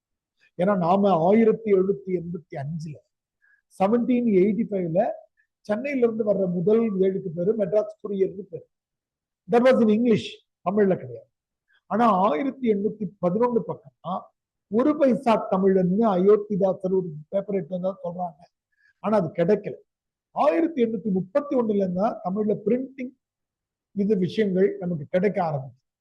அதுக்கப்புறமேட்டு தான் உங்களுக்கு இந்திய விடுதலை போராட்டத்தை ஒட்டி 1885 தேசிய காங்கிரஸ் தொடங்குறதுக்கு 2 வருஷம் முன்னாடியே நமக்கு ஹிந்து வந்துருது. 1882 சுதேசமித்ரன் வரும், நவசக்தி, திருவிக்கா தொடங்குற நவசக்தியிலிருந்து தொடங்கி பெரியாருடைய விடுதலையிலிருந்து, குடியரசிலிருந்து, தினமணி, தினத்தந்தி, தினமலர் தொடர்ந்து நிக்கிறாங்க இல்லையா, இவங்கள்ல இருந்து, இங்கிலீஷ் ஹிந்துல இருந்து, டெக்கான் கிரானிக்கல் இருந்து, ஆங்கிலத்துல இங்க வர இதை பற்றிய செய்திகளை எந்தெந்த வருஷம் ரொம்ப ஈஸி. இந்த பகுதியில கடைசி 11வது புத்தகம் இது கொஞ்சம் தமிழர் நாகரீகமும் பண்பாடு, நாகரீகம் பண்பாடு அப்படிங்கிற மிக அண்மையில ஐயா இருக்காங்கன்னு நினைக்கிறேன். அடிச்சு பாருங்க, உங்களுக்கு நெட்வொர்க் வருதா தம்பி ஜீவா, அல்லது உங்க ஒய்ஃபை கூட கனெக்ட் பண்ணிக்கலாம். தட்சிணாமூர்த்தி ஐயா இப்போ ஒரு 88 89 வயசு ஆச்சு. அவருக்கு பாஷா சம்மான்னு ஒரு விருது கொடுத்தாங்க. பாஷா சம்மான்னு விருது கொடுத்து அவர் வீட்டுக்கு வர முடியல, டெல்லிக்கு வர முடியலன்னு டெல்லியில இருந்து ஆபீசர்ஸ் வந்து அவர் வீட்டுக்கு கொடுத்தாங்க. அவர் எழுதின புத்தகம் இது, தமிழர் நாகரிகம். ரொம்ப இன்ட்ரெஸ்டிங்கான புத்தகம். சொல்ல போனா கொஞ்சம் ஈஸியான புத்தகம் கூட, அடிப்படையை பொறுத்து. எப்படி தமிழர் நாகரிகம் பண்பாடுன்னா என்ன, இந்த கால இலக்கியத்தை படிக்கும்போது நமக்கு என்ன தெரிய வருது, ராஜா முக்கியமானவரா இருந்திருக்கு, அங்கேயும் சாலை வசதி எல்லாம் இருந்தது, அணை கட்டுறதுக்கு கரிகாலன் முயற்சி பண்ணிருக்கான், காதல் திருமணங்கள் நடந்திருக்கு, போர்னா அடையாளங்களோடு போரிட்டு இருக்கான், மறைஞ்சு. இது எல்லாத்தையும் இலக்கியங்கள் வழியா நம்ம எதையெல்லாம் டிரைவ் பண்றோமோ அதுக்கு பேர் இருக்காங்களா கிடைச்சா? ஓ அப்படியா, சரி. தட்சிணாமூர்த்தி. அப்ப என்னன்னா, சிலப்பதிகாரம் என்ற கண்ணாடியை நான் எடுத்து போட்டோம்னா அந்த டைம் மிஷின்ல போயிட்டு அங்க இருக்கிறத பாக்குறேன். என்ன பாக்குறேன், ஓ பெண் வந்து நீதி கேட்கிறாங்கப்பா, ஓ மன்னன் வந்து தப்பா நீதி தந்ததா இறந்துட்டாருப்பா, ஓ உங்க கடை வீதி எல்லாம் இருக்குதுப்பா, அங்க ஜாமான் நகையெல்லாம் விற்கிறாங்கப்பா. இப்படி சிலப்பதிகார கண்ணாடியை போட்டா டைம் மிஷின் எனக்கு எது கிடைக்குதோ அது சிலப்பதிகாரத்தினுடைய நாகரிகம். இல்லப்பா குற்றால குறவஞ்சில ஆமாப்பா குறவன் எல்லாம் போய் இது சொல்லியிருக்காங்கப்பா, குறி சொல்லியிருக்காங்க, அதுக்கு பரிசுகள் வாங்கியிருக்காங்க, திரும்பி வராங்க, மலையில பெரிய அறிவு விழுது பாருங்க, குரங்கெல்லாம் விளையாடிட்டு இருக்கு. அப்போ ஒரு இலக்கியத்தின் வழியா அந்த காலகட்டத்தை கண்டுபிடிச்சு எழுதுறதுக்கு பேரு பண்பாடு. போர் பண்பாடு எப்படி இருந்தது, காதல் பண்பாடு எப்படி இருந்தது, விருந்தோம்பல் பண்பாடு எப்படி இருந்தது, பகிர்தல் அறம் எப்படி இருந்ததுன்ற விஷயங்களை எழுதுறது ரொம்ப இன்ட்ரெஸ்டிங். இந்த பகுதியும் முடியும் போது என்ன பண்ணிடுறாங்க பாருங்க, மறுபடியும் கரண்ட் அஃபேர்ஸ் ஒண்ணு தந்துடுறாங்க பாருங்க. பல்வேறு அரசியல், சமூக, சமய, பண்பாட்டு இயக்கங்கள் தமிழ் சமூகத்தின் மீது ஏற்படுத்திய தாக்கங்கள், இக்கால தமிழ் சமூகத்தின் பண்பாடு மாற்றத்தில் வெகுஜன ஊடகங்கள் பெரும் பங்கு. இல்லையா? நீங்க நான் ஒரு வாட்ச் கட்டுறேன்னா என்ன பண்ண வேண்டும்? நான் போய் ஒரு கடையில போயிட்டு ஒரு வாட்ச் கொடுங்கன்னு கேட்டா என்ன மட்டமா பாக்குறாங்க.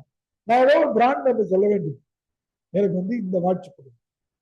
ஒரு ஷூ போய் கேட்கறேன்னா ஏதோ ஒரு ஷூ ஏதாவது ஒண்ணு கேட்க வேண்டியிருக்கு, எனக்கு கருப்பு கலர் ஷூ கொடுங்க, லேஸ் கட்டு, ஏதாவது ஒரு ஸ்பெசிபிகேஷன் இல்லைன்னு. ஒரு பேஸ்ட் கேட்க போறீங்க, டூத் பேஸ்ட், ஒண்ணு கோல்கேட்டு, க்ளோஸ்அப், சென்சோடைன், ஏதோ ஒரு பேரை சொல்லணும். இப்ப பேஸ்ட் கொடுங்கனாலும் பாப்பாரு கடைக்காரன், புது ஆள் பண்றது வெளியூர்ல. அப்ப எல்லாத்துலயும் நம்ம ஊடகம் என்னமா பண்ணிச்சு, நம்ம டூ வீலர் வாங்கினாலும், சட்டம் வாங்கினாலும், உணவு வாங்கினாலும், எது வாங்கினாலும் எல்லாத்தையும் நமக்கு சொல்லி கொடுத்து வச்சு ஊடகத்தால ஆட்சி மாற்றமே ஏற்பட்டுச்சு அப்படின்னு ஆய்வு பண்றாங்க. இன்ஸ்டாகிராம்லயே ஆட்சியை பிடிச்சிட்டாரு நம்ம தலைவர். அந்த ஊடகம் பெரிய தாக்கத்தை ஏற்படும். தெரியலன்னா எதுவும் இல்லை, எனக்கே தெரிஞ்சுக்க வேண்டியது, நான் இப்ப அப்டேட்டடா இருக்க வேண்டியிருக்கு. ஜெமினினா என்ன எனக்கு தெரியும், Gemini, ChatGPT, DeepSeek வரைக்கும் மூணுத்தையும் எனக்கு பயன்படுத்த தெரியும். படம் வரைகிறதுக்கு, ஸ்பெல்லிங் மிஸ்டேக் இல்லாம இங்கிலீஷ்ல டிரான்ஸ்லேட் பண்றதுக்கு எல்லாத்தையும் நான் பயன்படுத்துறேன். இப்போ ஊடகத்துல நான் அப்டேட்டடா இருக்கேன். அப்போ ஊடகம் தான் நான் எந்த வண்டி ஓட்டுறேன், ரோட்ல எப்படி போறேன், யாருக்கு எப்படி உதவி பண்றேன், நன்மை இருக்கு, தீமை இருக்கு. அதே ஊடகத்தின் வழியா ஒருத்தவங்க ரத்த தானம் தேவைன்னா பேஸ்புக்ல போட்டு உதவியும் செஞ்சிடறாங்க. ஒருத்தர் ஆக்சிடென்ட் ஆயிடுச்சு, இவருக்கு இல்ல, நேற்று திரைப்படத்துல இருந்து ஒருத்தர் இறந்துட்டாரு, சத்தியம் தான் ஒருத்தருடைய போட்டோ வந்துகிட்டே இருக்கு பார்ப்போம். சொந்தக்காரங்க எல்லாம் விட்டுட்டு பெங்களூர்ல இருந்து இங்கேயும் சுத்திட்டு இருந்தார், நாமளும் பார்த்துருக்கோம். 4 மணிக்கு அவருக்கு அடக்கம் நடக்குது, என்னால போக முடியல. எத்தனையோ கூட்டங்கள்ல பக்கமா உட்காந்து நான் பேசிட்டு தான். நானே ஒரு பெரிய படத்துல அசிஸ்டன்ட் டேரக்டரா இருக்கேன். நான் ஷார்ட் ஃபிலிம் எல்லாம் டைரக்ட் பண்ணிருக்கேன். பின்னாடி வர வர அந்த படங்களை உங்களுக்கு பாடத்திட்டத்துக்கு தேவையான பகுதியை நான் ஷேர் பண்ணேன். அப்போ ஊடகம் ஒரு பெரிய தாக்கத்தை ஏற்படும். இப்ப அவருடைய பாடி அனாதை பாடி இல்லை, எல்லாரும் கவனிக்க ஆரம்பிச்சிட்டாங்க. நாசர் கவனிச்சிட்டாரு, மிஷ்கின் கவிதை போட்டாரு, எல்லாரும் காசு கொடுத்துட்டாங்க. அசிஸ்டன்ட் டைரக்டர்ஸ் யூனியன்ல இருந்து 4 மணிக்கு பெரிய கூட்டமா நின்று நம்ம பழைய நடிகை ஃபாத்திமா பாபுல இருந்து எல்லாம் நின்று அஞ்சலி செலுத்தி புதைக்கிறாங்க. இப்போ ஊடகத்தால நன்மையும் இருக்கு, ஊடகத்தால தீமையும் இருக்கு. அப்போ அந்த ஊடகங்கள் இன்னைக்கு இருக்கிற அதே பாருங்க, மேல இருக்கிறது சென்சிட்டிவ், ஆனா கவனமா எழுதணும். அரசியல்னா என்ன? தேசிய அரசியல், காங்கிரஸ், பிஜேபி இருக்காங்கல்ல, திராவிட இயக்க அரசு, எது அதிமுக, திமுக, பொது உடைமை அரசியல், கம்யூனிஸ்ட், மார்க்சிஸ்ட் கம்யூனிஸ்ட். இதுக்கப்புறம் திருமாவளவன் போன்றவர்கள் வந்ததுக்கு அப்புறம் தலித்திய அரசு. தலித்திய அரசியல்லையே பா ரஞ்சித் போன்ற இயக்குநர்கள் கொஞ்சம் வேறுபட்டு நிற்கிறாங்க. இதுக்கு அவங்களுக்கு சின்ன வேறுபாடு. அதனால இந்த பெண்கள், பெண்ணிய அரசியல், இப்படி பல விஷயங்கள்ல இலக்கியம் தாக்கத்துக்கு உள்ளாகிட்டே இருக்கு. இன்னைக்கு கூட பாத்தீங்கன்னா அரசாங்கத்துல அறிவிச்சுட்டாங்களா தெரியல, ஆனா அப்படி ஒரு ப்ரொபோசல் இருக்கிறதா சொன்னாங்க. ஆண்களாகிய நாம தெரிஞ்சுக்கணும், பெண்களுக்கான மாதவிடாய் காலத்துல ஒரு பெரிய வயிற்று வலி இருக்கிறது. நம்ம அம்மாவையும் அக்காவையும் நம்ம பார்க்கிறோம், இப்ப பெரிய பிள்ளைகள் ஆயிட்டோம், நம்ம தெரிஞ்சுக்கணும். எல்லா தனியார் நிறுவனத்திலையும் அந்த மாதவிடாய் காலத்துல 2வது நாள் இருக்கு இல்லையா, அப்பதான் பெயின் அதிகமா இருக்கும். 2வது நாள் ஸ்பெஷல் லீவ். எங்க பொண்ணு நியூஸ் 7ல ஜாயின் பண்ண போன உடனே அவங்க ஆர்டர்ல அதை போட்டிருந்தாங்க, மாதத்துல ஒரு நாள் இந்த மாதிரி லீவ் எடுத்து. இப்போ கவர்மெண்ட்ல இருந்து அறிக்கை வந்திருக்கு, எனக்கு என்ன தெரியல, பசங்க, ஸ்கூல் பசங்க மாசத்துல 3 நாள் பொம்பளை பிள்ளைங்க அது மாதிரி இந்த பிரச்சனை தான் எடுத்துக்கணும். அப்போ இன்னைக்கு சமூக அடிப்படையில மாறி பெண்களுக்கான விஷயம், பாலின சமத்துவம். இன்னைக்கு எஸ்ஐயா ஆண்கள் தான் இருக்க முடியும், பெண்கள். இப்ப எவ்வளவு விஷயங்கள் பெண்கள் பேசும். அவங்களுடைய ஒரு காலகட்டத்துல பொண்ணு புருஷன் அடிச்சாங்கன்னா தற்கொலை பண்ணிக்குவாங்கன்ற சூழ்நிலை போயிட்டு இன்னைக்கு டைவர்ஸ் கேட்கறாங்க, ரீமேரேஜ் பண்றாங்க, போராடி வாழ. அப்ப இன்னைக்கு இலக்கியங்கள் பல விஷயங்களை பண்ணி, இதனுடைய பகுதிகள் கொஞ்சம் சென்சிட்டிவான டாபிக்.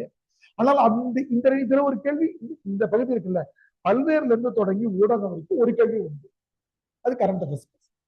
அது உங்களுடைய பங்களிப்பு, உங்களுடைய விஷயம் இருக்கு. இதுக்கு நான் டேபிள் காலம்.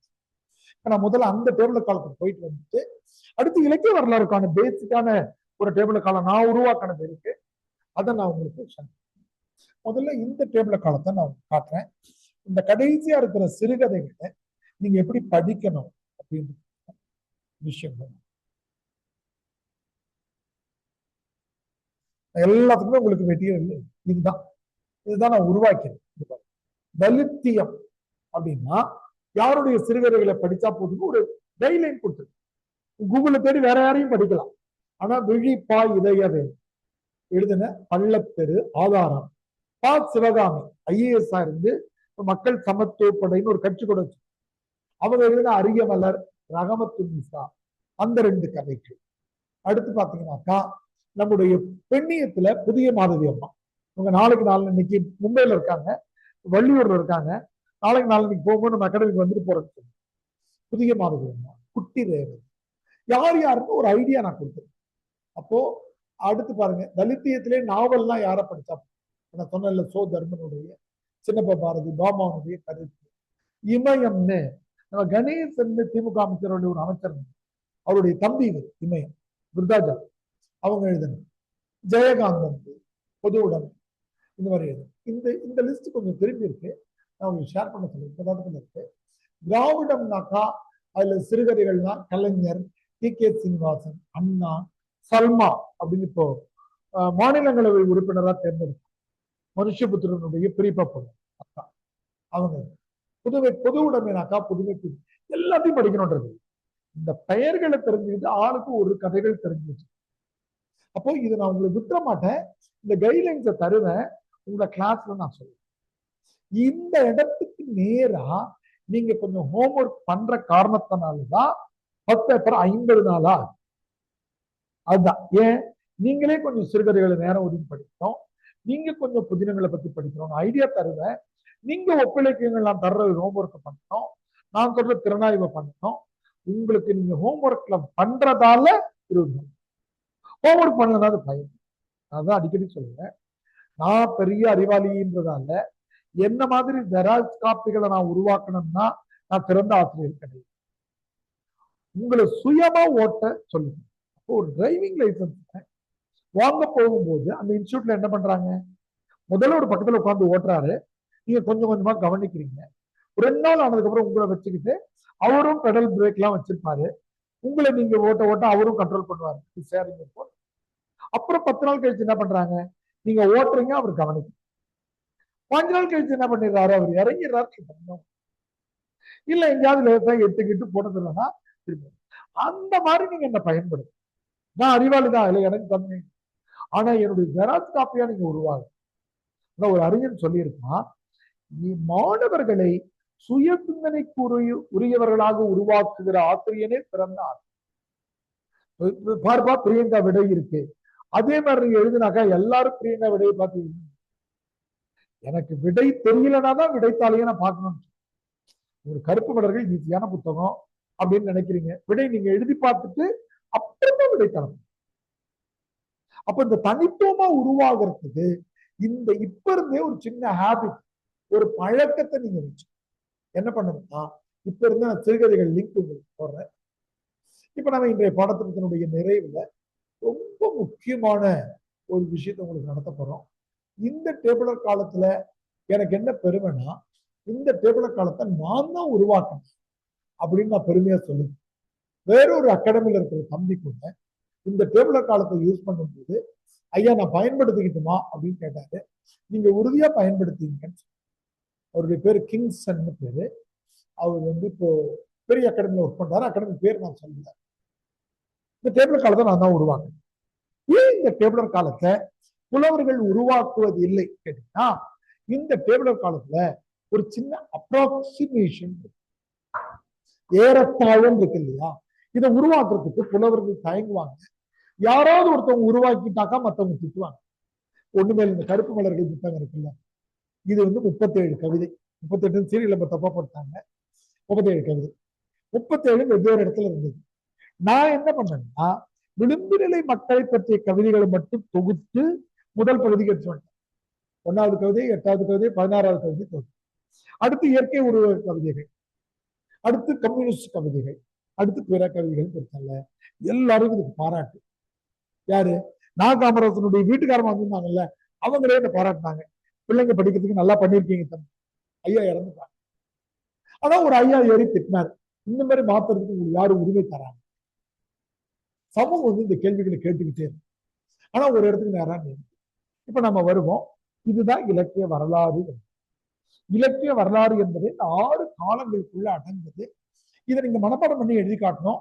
ஆன்லைன்ல இருக்கிற பிள்ளைகள் வகுப்பு முடிஞ்ச பிறகு எனக்கு இந்த வாட்ஸ்அப் நம்பர்ல எழுதி அனுப்புங்க. இந்த டேபிள காலத்தை நீங்க மனப்பாடம் பண்றதுதான் இன்னைக்கு நீங்க இந்த 1.5 மணி நேரம் கிளாஸ் வந்ததுக்கான பயன். இந்த டேபிள காலம் ரொம்ப முக்கியம். அடுத்து ஒரு 10 to 15 நிமிஷத்துக்கு இதை நான் உங்களுக்கு சொல்றேன். இலக்கிய வரலாறுனா ஒரு காலகட்டத்திலையும் எந்த இலக்கியங்கள் வந்துச்சு, அந்த நேரத்துல எந்த மன்னர்கள் ஆண்டிருக்கிறது, இவ்வளவுதான். ஒரு 6 மாநிலத்தை நாம குறிச்சு 6 மாநிலத்தில் இருக்கிற ஊரையும் தெரிஞ்சுக்கிட்டா எப்படி இருக்கு. நம்ம சதர்ன் ஸ்டேட்ஸ் 6 மட்டும் நம்ம குறிக்கணும். எது? கர்நாடகா, ஆந்திர பிரதேசம், தெலுங்கானா, கேரளா, தமிழ்நாடு, பாண்டிச்சேரி, இந்த மாதிரி ஒரு 6 மட்டும் குறிச்சு ஒவ்வொரு ஊரையும் தெரிஞ்சுக்கிட்டா எப்படி இருக்கு. அந்த மாதிரி மனத்துல நினைச்சுக்கோ.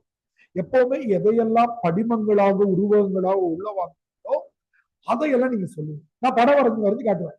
திருவாசகம், திருப்பாவுக்கெல்லாம் படம் வரையும். படம் அழகா இருக்காது, ஆனா அந்த செய்திகளை அப்படி உருவாங்க. இப்போ 6 மாநிலம்: சங்க காலம், சங்கம் மருவிய காலம், பக்தி இலக்கிய காலம், மொழிபெயர்ப்பு காலம் அல்லது காப்பிய காலம், சிற்றிலக்கிய காலம், தற்காலம். போல 6 பேரை மட்டும் பார்ப்போம். சேர சோழ பாண்டிய மன்னர்கள் மூவேந்தர்கள் ஆண்டு கொண்டிருந்த காலத்துல, அந்த காலத்துல கடையேழு வள்ளல்களும் இருந்தாங்க. அவங்க இல்லாம சில குறுநில மன்னர்களும் இருந்தாங்க. அவங்களுடைய காலத்தை என்னன்னு சொல்றோம்? சங்க காலம். அதனால தமிழுக்கு சங்கம் வைத்து வளர்த்த காலம்னு கருதப்படுறதால அது என்னன்னு சொல்றாங்கம்மா? அடுத்ததாக ஆட்சிக்கு களப்பிரர்கள் வராங்க. அவங்க பிறமொழியாளர்கள் என்று கருதப்படுறாங்க. வரலாற்றினுடைய ரொம்ப விந்தையான செய்தி ஒன்று தமிழக வரலாற்று. அந்த 300 ஆண்டுகள்ல ஆட்சி செய்த ஒரு மன்னனுடைய பெயர் கூட எங்கேயும் கிடைப்பதில்லை. இலக்கியங்கள்லையும் கிடையாது, கல்வெட்டுகள்லையும் கிடையாது, ஓலைச்சுவடிகள்லையும் கிடையாது, இலக்கியங்கள்லையும் கிடையாது. அவனை ஒருத்தன் வெண்ணா கடுங்கோன் பாண்டியன்னு அவங்க ஆட்சியை முடிச்சு வச்சாங்க. இப்படி அவனுடைய வரலாறு திட்டமிட்டு மறைக்கப்பட்டிருக்கிறது. அதை நம்ம பின்னாடி வரலாறுக்காக படிப்போம். அந்த காலத்தை சங்கம் மருவிய காலம். ஆனால் இந்த காலகட்டத்துக்கு 2-3 பேர் உண்டு. இந்த மாதிரி இருந்ததால அது இருண்ட காலம்னு வரலாற்றை தெரிஞ்சுக்க முடியலன்றதால இருண்ட காலம். சில உயர் வகுப்பினர் தமிழ் பண்பாடு பின்னுக்கு தள்ளப்பட்ட காலம் என்பதால் இருண்ட காலம்னு சொல்லுவாங்க. இப்ப ஆய்வறிஞர்கள் அதை ஏத்துக்கிறது. நான் ஏன்னா சென்னை பல்கலைக்கழகத்திலையும் மாநில கல்லூரியும் நடக்கக்கூடிய எல்லா PhDக்கும் போய் உட்காந்து கேட்டுட்டு வந்துகிட்டே இருப்பேன். அவ்வளோ இலக்கிய நிகழ்ச்சிகள் நான் போவேன், எக்கச்சக்கமா போவேன். அதனாலதான் உங்களுக்கு 6 மாதத்துல 180 நாட்கள்ல ஏன் நான் 120 நாள்னு கமிட் பண்றேன்னா, நான் ஒரு மிகப்பெரிய இலக்கியவாதி. உங்களுக்காகவும் சேர்ந்து தான் சொல்றேன். என்னுடைய நாலேஜ் அப்டேட் பண்ணிக்கிட்டு வந்துட்டு. அப்போ அதுக்கு வேற பெயர்கள் உண்டு. இருண்ட காலம், அரை இலக்கிய காலம். ஏன்னாக்கா 18 கீழ்கணக்கு நூல்களான நாலடியார், நான்மணிக்கடிகை, இன்னா நாற்பது, இனியவை 40, திரிகடுகம், சிறுபஞ்ச மூலம்னு 11 அறிவுரை சொல்கிற நூல்கள் வந்தாங்க. அதனால பேரு அரை இலக்கிய காலம்னு பேரு. ஹிந்தியில நீதின்னு பேரு, நீதி அறம். இதனால இந்த வெவ்வேறு பெயர்கள் உண்டு. அதுக்கு பேரு கலப்பிரர்கள். அடுத்ததாக பல்லவர்கள் வராங்க. அவங்க கட்டின கட்டிடக்கலை தான் தமிழ்நாட்டினுடைய தொடக்க நிலையில மிகச்சிறந்த கட்டிடங்கள். மிகச்சிறந்த எடுத்துக்காட்டு மாமல்லபுரம்.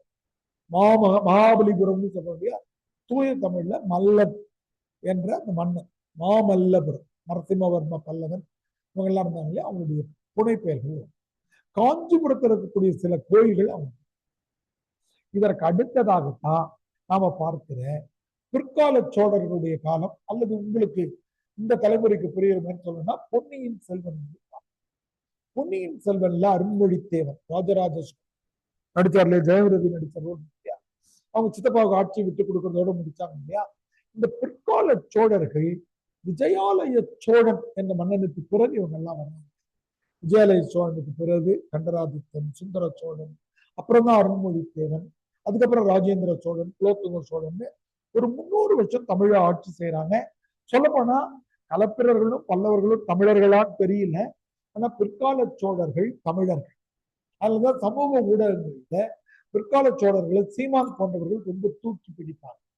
அவங்களை பத்தி எதிர்மறை விமர்சனங்கள் இருந்தாலும் தப்பு இல்லைன்ற மாதிரி சீமான் சொல்வாரு. ஆனா சிலர் அதுல குறைகளும் இருக்கு. அது என்னன்றதை அப்ப படிப்போம்.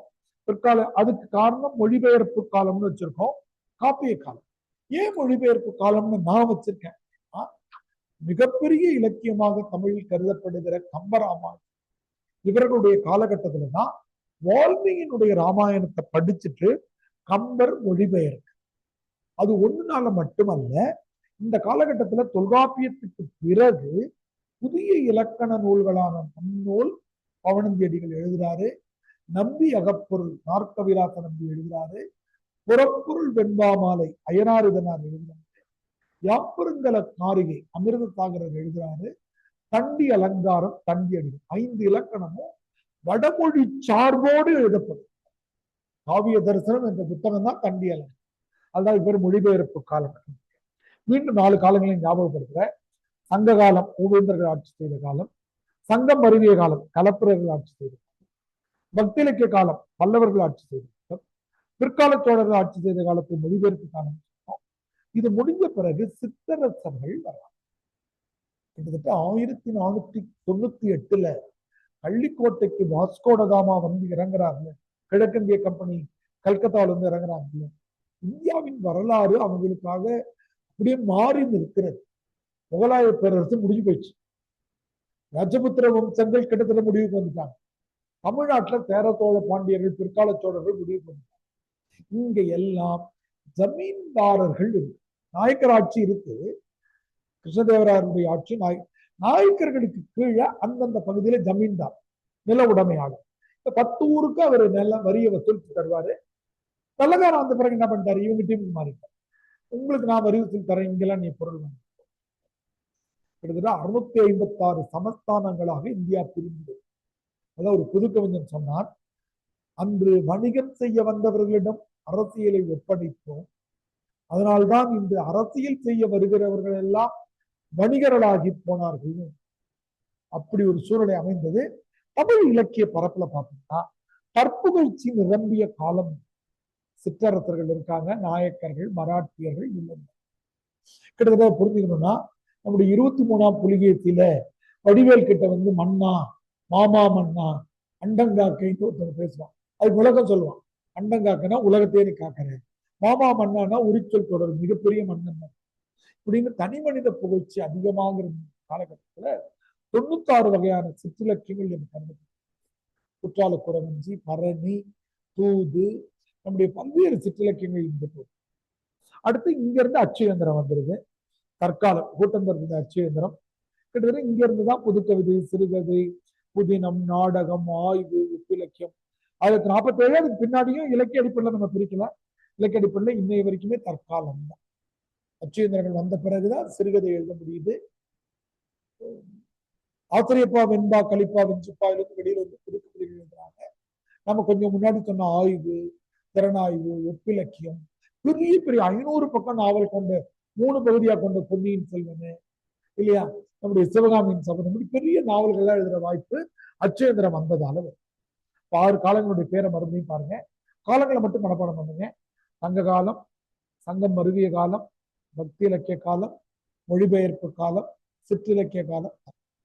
ஆட்சி செய்தவர்கள் சங்க காலத்துல மூவேந்தர்களும் குறுநில மன்னர்களும், சங்கம் மருவிய காலத்துல களப்பிரர்கள், பக்தி இலக்கியம் சைவம் வைணவனு சண்டை நடந்தது, அந்த நேரத்துல பல்லவர்கள், மொழிபெயர்ப்பு காலத்துல பிற்கால சோழர்கள், சிற்றிலக்கிய காலத்துல சிற்றரசர்கள். நித்தியா ஞாபகம் வச்சுக்கலாம். தற்காலத்துல வந்து வெள்ளையர் ஆட்சி 47க்கு பிறகு நம்ம ஆட்சி. நூற்றாண்டுகளுடைய அப்ராக்சிமேஷனுக்கு தான் புலவர்கள் பயப்படுறாங்க. அது நம்ம கிமு 3 இருந்து கிபி 3 வரையில இது வந்து சங்க காலம். இது வந்து நூற்றாண்டு, மேல நூற்றாண்டுன்னு போட்டு 300 300 300 300னா 600 ஆண்டுகள். சங்க காலம் 600 ஆண்டு, கடைசியா இருக்கக்கூடிய தற்காலமும் 600 ஆண்டு, 15ல இருந்து 21. மீதி எல்லாம் 300 ஆண்டு. தங்கம் அறிவிய காலம் 300 ஆண்டு, பக்தி இலக்கிய காலம் 300 ஆண்டு, மொழிபெயர்ப்பு காலம் 300 ஆண்டு, சிற்றிலக்கிய காலம் 300. 300ல இருந்து 300 600 உங்களுக்கு தெரியும். டைம் ஸ்கேல்ல 0ன்னு வச்சுக்கிட்டோம்னா -1 -2 -3 +1 +2 +3. அப்போ -3ல இருந்து +3 வரைக்கும். அப்போ 3 3 6 600 ஆண்டுகள் அது உங்களுக்கு. இப்ப இந்த காலத்தினுடைய இலக்கியங்கள் அதை பார்த்துட்டு இதை எழுதி காட்டினா இன்றைய வகுப்பு முடிஞ்சு. பாருங்க, சங்க காலத்துல இருந்த முக்கியமான இலக்கியங்கள் 3 தான். தொல்காப்பியம், 8 தொகைன்னு சொல்லக்கூடிய 8 தொகுப்பு நூல்கள். ஸ்கூல்ல அந்த பாடல் நீங்க படிச்சிருப்பீங்க. யாருக்கா தெரியுமா? நற்றிணை, நல்ல குறுந்தொகை. யாருக்கா ஞாபகம் வருது? ஆன்லைன்ல பிரியா, கிஷோர் குமார். நற்றிணை, நல்ல குறுந்தொகை, ஐங்குறுநூறு.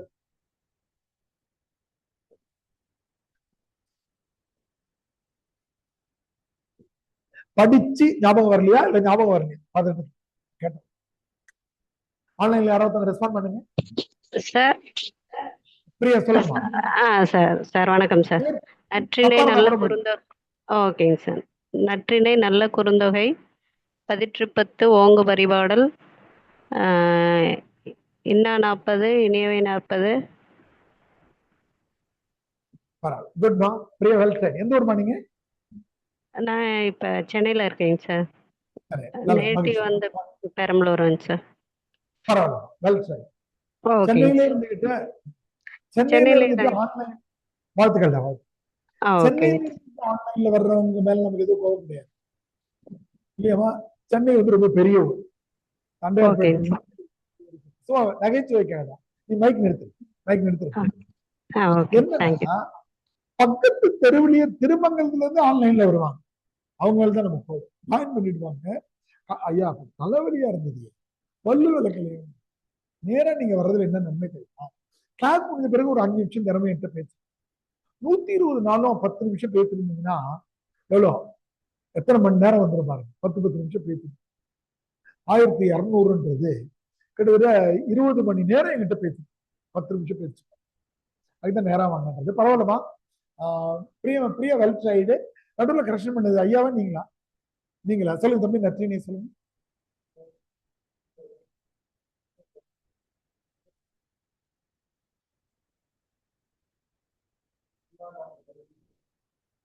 ஞாபகம் வருது அவருக்கு. பரவாயில்ல, வெல் ட்ரை. அவங்க சைட்லயே இருக்கீங்க, இது ஒரு காரணம். நீங்கம்மா வேற யாருக்கும் ஆன்லைன்ல? அகமத், கிஷோர், வாசிமலை. பரவாயில்ல. நற்றினை நல்ல குறுந்தொகை, ஐங்குறுநூறு, ஒத்த பதிப்பு 10 ஓங்கு பரிபாடல், கற்றறிந்தார் ஏற்றும் கலியோடு அகம் புறம் என்ற இத்திரத்தை 8 தொகை. அதான் 8 தொகை. 10 பாட்டுக்கு மாதிரி ஒரு பாடல் இருக்கு, அது உங்களுக்கு தெரிஞ்சிருக்காது. நம்ம கிளாஸ்ல மனப்பாடம் பண்ண வச்சிருக்கோம். முருகு பொருநாறு 12 முல்லை, பெருகு வளமதுரை காஞ்சி மறுவினிய, கோல நெடுநல் வாடை கோல் குறிஞ்சி பட்டினப்பாலை கடாத்தொடு. அப்ப அங்க 3 வாரம் நான் எழுதியிருந்தா கூட மொத்தம் 19 புத்தகம். தொல்காப்பியம் ஒரு புத்தகம், 8 தொகை 10 புத்தகம், 8 புத்தகம், 10 பாட்டு 10. அந்த 8 தொகையும் 10 பாட்டும் சேர்ந்து 11 மேல் கணக்குன்னு சொல்ற மரபு. அடுத்து 11 கீழ்கணக்கு. சங்கம் அருவிய காலத்துல, கலப்பிரர் காலத்துல அறிவுரை சொல்கிற நூல்கள் அதிகமா. குறிப்பா பஞ்சமா பாதகங்கள்னு அறியப்படுது. திருடுதல், பொய் சொல்லுதல், கொலை செய்தல், சூதாடுதல், மற்ற பெண்களை விரும்புதல் என்ற 5ஐயும் 50 குற்றங்கள்னு புத்த மதம், சமண மதம் சொல்ல ஆரம்பிச்சு. புத்த மதம், சமண மதம் அந்த காலத்துல தமிழ்நாட்டுல உயர்ந்த இடத்துக்கு வந்துருச்சு. நீங்க 7ஆம் அறிவு படத்துல பார்க்கும்போது போதி தர்மர் கதையை படிக்கும் போது நீங்க தெரிஞ்சு. இந்த காலகட்டத்தில் அறிவுரை சொல்ற நூல்கள் 11 நூல்கள், மொத்தமா 18. அதையும் ஞாபகம் வச்சுக்கிற சின்ன பாடல் இருக்கு. கிளாஸ்ல நம்ம மனப்பாடம் பண்ணுவோம். 4 அடி 4 மணி 440 ஐந்தினை முப்பால் கடுகம் கோவை பழமுதி மாமூலம் இந்நிலைய காஞ்சியோடு ஏலாது என்பனவும் கை நிலையமாம் கீழ்கணக்கு. அது 18. இது 2வது பகுதி. முதல்ல 18 புத்தகங்கள். இதுல உங்களுக்கு ஒரு தன்மை வரும். திருக்குறள் எங்கேயா இருக்குன்னு பாத்தீங்கன்னா, திருக்குறள் கொஞ்சம் முன்னாடி எழுதப்பட்டதுதான். ஆனா 18 கீழ்கணக்கு நூல்ல கொண்டு பட்டியல் போட்டாங்க. முப்பால்னு போட்டு. சிலப்பதிகாரம், மணிமேகலை, இது ரெண்டுக்கும் இடைப்பட்ட நேரத்துல எழுதப்படும். என்னுடைய ஆய்வுல நான் சங்க இலக்கியம் சொன்னா 5 சொல்லுவேன். தொல்காப்பியம், 8 தொகை, 10 பாட்டு, திருக்குறள், சிலப்பதிகாரம். 5 சேர்ந்தது சங்க இலக்கியம். நான் சொல்றது உண்டு, ஆய்வுகளுக்கு உட்பட்ட. இப்போ பக்தி இலக்கிய காலத்துல சைவத்துக்கும் வைணவத்துக்கும் பெரிய சண்டை நடக்கிறது. நம்முடைய கமலஹாசனுடைய தசாவதாரம் படத்தினுடைய முதல் பகுதியை நம்ம பார்த்தோம் இல்ல, நெப்போலியனும் கமலஹாசனும் நடிச்சிருப்பாங்க. இவரை கொண்டு போய் கடல்லயே இறக்குவாங்க. ஒரு பெரிய பாட்டு வரும், 8 5 எழுத்து மந்திர பெருசா 8 எழுத்து மந்திரம். என்னது? நமச்சிவாய என்பது 5 எழுத்து மந்திரம், ஓம் நமோ நாராயண என்பது 8 எழுத்து மந்திரம். சைவத்துக்கும் வைணவத்துக்கும் பெரிய சண்டை, 2 பேரும் அடிச்சுக்குவாங்க. இப்பதான் 2த்தையும் சேர்த்து இந்து மதம் ஆக்கிட்டாங்க. பிற்கால சோழர் காலத்தினுடைய நிறைவுல இவங்க தங்கச்சி அவர் கட்டிக்கிட்டாருன்னு கதை எழுதிட்டாங்க. அதுக்குள்ள நம்ம இப்ப போக வேண்டாம். சைவத்துக்கும் வைணவத்துக்கும் சண்டை நடந்ததால தமிழ் இலக்கியம் வளர்ந்து இந்தாண்ட 4000 பாட்டு, இந்தாண்ட வைணவர்கள் தொகுத்த 4000 பாட்டுக்கு 4000 தந்துட்டாங்க. 4000 திவ்ய நாதமுனின்னு ஒருத்தர் தொகுத்தாரு. சோழர்கள் காலத்துல தான் தொகுத்தாரு. ஆனா பாடல்கள் முன்னாடி எழுத. இந்த பக்கத்துல இருக்கிற பாடல்களை நம்முடைய நம்பியாண்டார் நம்பி தொகுத்தாரு. 12 சைவ திருமுறைகள். திருஞான சம்பந்தர், திருநாவுக்கரசர், மாணிக்க வாசகர், இவங்கெல்லாம் இருக்காங்களே, வாங்க தலைவர, இவங்கெல்லாம் இருக்கக்கூடிய இந்த சைவ திருமுறைகள் இந்த பகுதியில தொகுக்கும். நம்பியாண்டார் நம்பி தொகுத்தார். இது 2த்துக்கும் நடுவுல சண்டை நடக்கிறது. ஆனால் தமிழ் இலக்கியம் அல்ல. 12 சைவ திருமுறைகள், 4000. 3 நூலை மட்டும் பார்ப்போம். சங்க கொஞ்ச நேரம் இருக்கலாம். சங்க காலத்துல தொல்காப்பியம், 8 தொகை, 10 பாட்டு. சங்கம் மருவிய காலத்துல 15 கணக்கு. பக்தி இலக்கிய காலத்துல 12 திருமுறைகளும் 4000 திவ்ய. நன்றி தலைவர். அடுத்தது மொழிபெயர்ப்பு காலத்துல கம்பராமாயணம், நன்னூல் உள்ளிட்ட இலக்கண நூல். கம்பராமாயணம் உங்களுக்கு நான் சொல்லிட்டேன். கண்ணதாசன் எழுதுவார் கம்பனை பற்றி, 10,000 கவிதை முத்தாக எழுதி வைத்த சத்தான கம்பனுக்கு ஈடு இன்னும் வித்தாகவில்லை என்று பாட்டு. நேற்று அந்த வரி ரொம்ப பெரிய பாட்டு. கண்ணதாசனுடைய பல வரிகள் எனக்கு மனப்பாடம், கொஞ்சம் கொஞ்சம் வரியெல்லாம் கிடையாது. 2021 ஜனவரி 2ஆம் தேதி ஒளிபரப்பான நீயா நானா நிகழ்ச்சி கண்ணதாசனுக்கு அஞ்சலி செலுத்துற நிகழ்ச்சியா இருந்தது. அந்த நிகழ்ச்சியில கோபிநாத் கிட்ட நான் தான் சிறப்பு பரிசு OTT-ல இருக்கும். கண்ணதாசனுடைய மிக நீண்ட ஒரு 140 வரி பாட்டை நான் சொன்னேன். 60 வரியா எடிட் பண்ணி போட்டாங்க. அப்படி இந்த கவிதை அவர் எழுதியிருக்கார் பாருங்க. 10,000 கவிதை முத்தாக எழுதி வைத்த சத்தான கம்பனுக்கு ஈடு இன்னும் வித்தாகவில்லை என்று பாடு. சீதை நடையழகும் ஸ்ரீராமன் தோழழகும் போதை நிறைந்ததென சொல்லி என்னை போட்டானே மதுக்குடத்தினம். அண்ணனோடு தம்பியர்கள் 4 ஆகி 5 ஆகி 6 7 ஆனவிதம் கூறி என்னை ஆளுகிறான் மூளைதனில். 4 அண்ணன் தம்பி இருந்தாங்க. குகனோட 5, சுக்ரீவனோட 6, வீடனோடு 7. அதான் கண்ணதாசன் எழுத. அண்ணனோடு தம்பியர்கள் 4 ஆகி 5 ஆகி 6 7 ஆனவிதம் கூறி என்னை ஆளுகிறான் மூளைதனில். தென்னிலங்கை சோலையிலே சீதை அனுமனிடம் சொன்னதொரு வாசகத்தை கேட்டு நான் துள்ளியிட்டேன் மேனியெல்லாம் வேர்த்து. கடைசியா முடிக்கிறாரு. கம்பன் எனும் மாநதியில் கால் நதி போல் ஆவதென நம்புகிறேன் பாட்டெழுதும் நானே, அந்த நாயகன் தான் என்ன நினைப்பானோ. கம்பன் உயரம் தொட்ட 1000 பாடல்கள் நமக்கு கும்பகர்ண வரைப்படல இருக்கு. அதுலயும் ரொம்ப ஸ்டன்னிங்கான பாடலாம் நம்ம படிப்போம். அதனால கம்பராமாயணம் நல்ல. சிற்றிலக்கிய காலத்துல நம்முடைய பன்னிரு பாட்டியலும் நவநீத பாட்டியலும் 96 வகை புத்தகம் சொல்றாங்க. 96க்கு தமிழ்ல எடுத்துக்காட்டே ஒரு 20-25 தான் எடுத்துக்காட்டு. கொள்ளை தமிழுக்கு இருக்கு, குற்றால குறவஞ்சி வகைக்கு இருக்கு. நம்ம தூதுக்கு படிச்சோம் இல்லையா, தூது இருக்கு. தூதுல வேடிக்கையானதெல்லாம் இருக்கு. தமிழ் விடு தூது தான் முதல் புத்தகம். பின்னாடி சண்டை வந்த போது செருப்பு விடு தூது, கழுதை விடு தூதெல்லாம் கூட புலவர்களுக்குள்ள சண்டை போட்டுக்கிட்டு அப்படிலாம் கூட பிள்ளை தமிழ்ல எம்ஜிஆர் பிள்ளை தமிழ், கர்நாடக பிள்ளை தமிழ், பரணி, கலிங்கத்து பரணி, தக்கையாக பரணி, இந்த மாதிரி குறிப்பிட்ட 20-25 இலக்கியங்கள் தான் தமிழ்ல கிடைக்குது. ஆனா தற்புகழ்ச்சி, கடவுள் வாழ்த்து, சொல்ல போனா பெண்ணின்பத்தை அதிகம் பாடுகிற பாடல்கள் அந்த பகுதி. கூலப்ப நாயக்கன் காதல்னு ஒரு மஞ்சள் இலக்கியம்னு சொல்லுவாங்க. எல்லாரும் திட்டதுக்காகவே கண்ணதாசனை எடுத்து அதுக்கு ஒரு உரை எழுதி. அதனால அந்த பகுதி கொஞ்சம் விமர்சனத்துக்குரியது. இந்த பகுதி ரொம்ப ஜனநாயகமான பகுதி. யார் வேணாலும் எழுதலாம். புதுக்கவிதைகள் எழுதலாம், சிறுகதைகள் எழுதலாம், நகைச்சுவைகள் எழுதலாம். ஐயா நமக்கு சார்ஜரை மறந்து வச்சு கொடுக்க வந்திருக்கிறாங்க. ஐயா சைவ இலக்கியத்துல பெரிய ஆளு. அவரே வந்து ஒரு வரியில நாயன்மார்களை பத்தி ஒரு பாடல்களின் வழியாக நாயன்மார்களை பத்தி நூல் எழுதியிருக்கிறாரு. எனக்கு எத்தனை நூல் எழுதியிருக்கீங்க? 22 நூல் எழுதியிருக்காரு. ஐயா நம்ம இங்க இருக்கிறவங்க ஒரு கைத்தட்டாங்க. முத்துக்குமாரசாமி உலகநாதன், அவங்க அப்பா உலகநாதன் பெரிய தமிழ் பேராசிரியர். இப்பதான் தெரிஞ்சது. நான் காமராசன் ஐயாவே அவர்கிட்ட படிச்சிருக்கிறாரு அவங்க அப்பா கிட்ட அன்னை நிகழ்ச்சி. அப்போ இந்த காலகட்டத்துல எல்லாரும் எழுதலாம். சொல்ல போனா ஒவ்வொரு பேட்ச்லயும் யாராவது 2 அல்லது 3 பேர் கவிஞர்களா வெளியில போறாங்க. எழுத்தா இது விட எழுதுறவங்களா மட்டும் இல்லை. திடீர்னு கவிதை, அந்த தம்பி பின்னாடி உட்கார்ந்தாருல, தம்பி தமிழே எழுதுவான், இங்கிலீஷ் யோகேஷ் ஆன்லைன்ல வந்து எழுதுவாங்க. கிரியேட்டிவிட்டி வந்துடும் உங்களுக்கு. ஏதோ ஒரு காலேஜ்ல பிஏ படைப்பிலக்கியம்னு தொடங்கியிருக்கான், எந்த யூனிவர்சிட்டின்னு தெரியல. பிஏ தமிழ் படைப்பிலக்கியம் யோசிச்சுட்டு இருந்தேன் நானு. ஒரு யூனிவர்சிட்டியில தொடங்கி போயிட்டேன். அப்போ இப்போ வந்து யாரு வேணாலும் எழுதலாம். புதுக்கவிதைகள் எழுதலாம், சிறுகதைகள் எழுதலாம், ஒரு 10 வினாடி கதைன்னு எழுதுறாங்க, நகைச்சுவைகள் எழுதலாம், திறனாய்வு எழுதலாம், ஒப்பிலக்கியம் எழுதலாம், ஒரு நிகழ்ச்சி தொகுப்பை பத்தி எழுதலாம், பொருளாதாரத்தை பத்தி எழுதலாம், எக்கச்சக்கமா இருக்கு. இன்னைக்கு ஜனநாயகத்துல இருக்கு. ரொம்ப மேத்தா புதுக்கவிதை பத்தி ஒரு விஷயம் எழுதிட்டார். எதுகை பல்லக்கு, மோனை தேர்கள், தனிமொழி சேனை, பண்டித பவனி, இவை எதுவும் இல்லாமல் கருத்துகள் தம்மைத்தாமே ஆள கற்றுக்கொண்ட புதிய மக்களாட்சி முறையே புதுக்கவிதை. இவ்வளவுதான். இந்த டேபிள காலத்தை மனப்பாடம் பண்ணிட்டாக்கா இலக்கிய வரலாறு அடிப்படை. முதல்ல நூற்றாண்டு போட்டுக்கோங்க, கிமு 300 கூட போட்டுக்கலாம், மேல நூற்றாண்டு போட்டுங்க. கிமு 300 டு கிபி 300, சங்க காலம், மூவேந்தர்கள், தொல்காப்பியம், 8 தொகை 10. கிமு 300 டு மன்னிக்கணும், கிபி 300 டு கிபி 600 ஆட்சி செஞ்சவங்க. இதுக்கு பேர் சங்கம் அருவிய காலம், ஆட்சி செய்தவர்கள் களப்பிரர்கள். இந்த காலத்துல வந்த நூல் 18 கிழக்கம். அடுத்ததாக கிபி 600 டு கிபி 900, இந்த காலத்தினுடைய பக்தி இலக்கிய காலம் பேரு.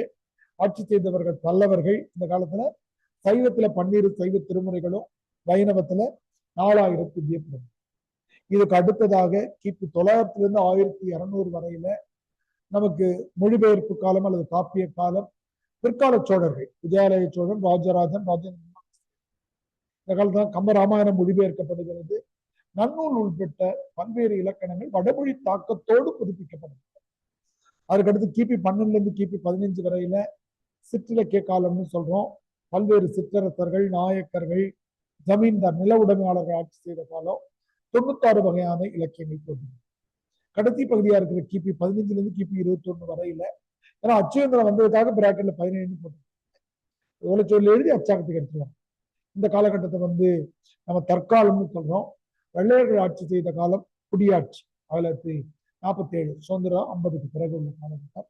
இந்த காலகட்டத்தில் நமக்கு சிறுகதைகள், புது கவிதைகள், புதினங்கள், ஆய்வுகள், ஒப்பிலக்கியங்கள், விமர்சனங்கள், பொருளாதார கட்டுரைகள், தமிழ் இலக்கியத்தினுடைய பல்வேறு செய்திகள்.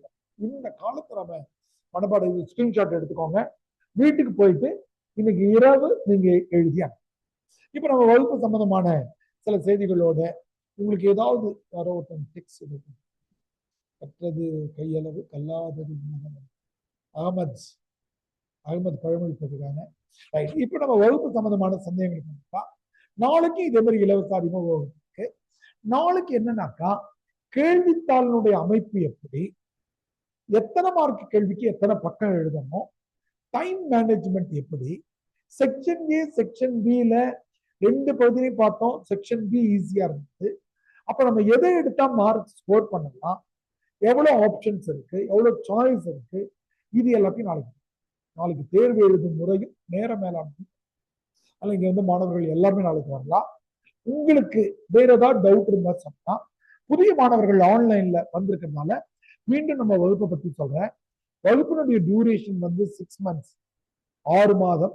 இதுல 120 நாள்கள் தான், 120 நாள் தான் effective class.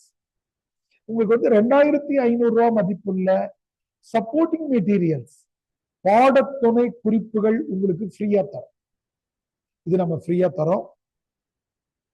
Test batch 1 year 2 cycle நம்ம ஃப்ரீயா தரோம். 5000த்திற்கும் மேற்பட்ட விடைத்தாள்களினுடைய நகல்கள் ஸ்கேன் பண்ணி வச்சிருக்கோம்.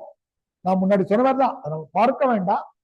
தெரியல, இப்ப திருவாசகம் விட எழுதுறது எனக்கு புரியலையா அப்படின்னா கொஞ்சம் ஐடியாவை பார்த்துக்கிறது, இல்லைன்னா எழுதிட்டு பார்க்கணும். எழுதுறதுக்கு முன்னாடி பார்க்கறது பொதுவா நான் அட்வைஸ் பண்ணேன். ஏன்னா எழுதுறதுக்கு முன்னாடி பார்த்துட்டா அவரை மாதிரி எழுதி பார்க்காம எழுதுனீங்க, தப்பா எழுதினா கூட உங்களுடைய தனி முயற்சி வந்திருக்கும்.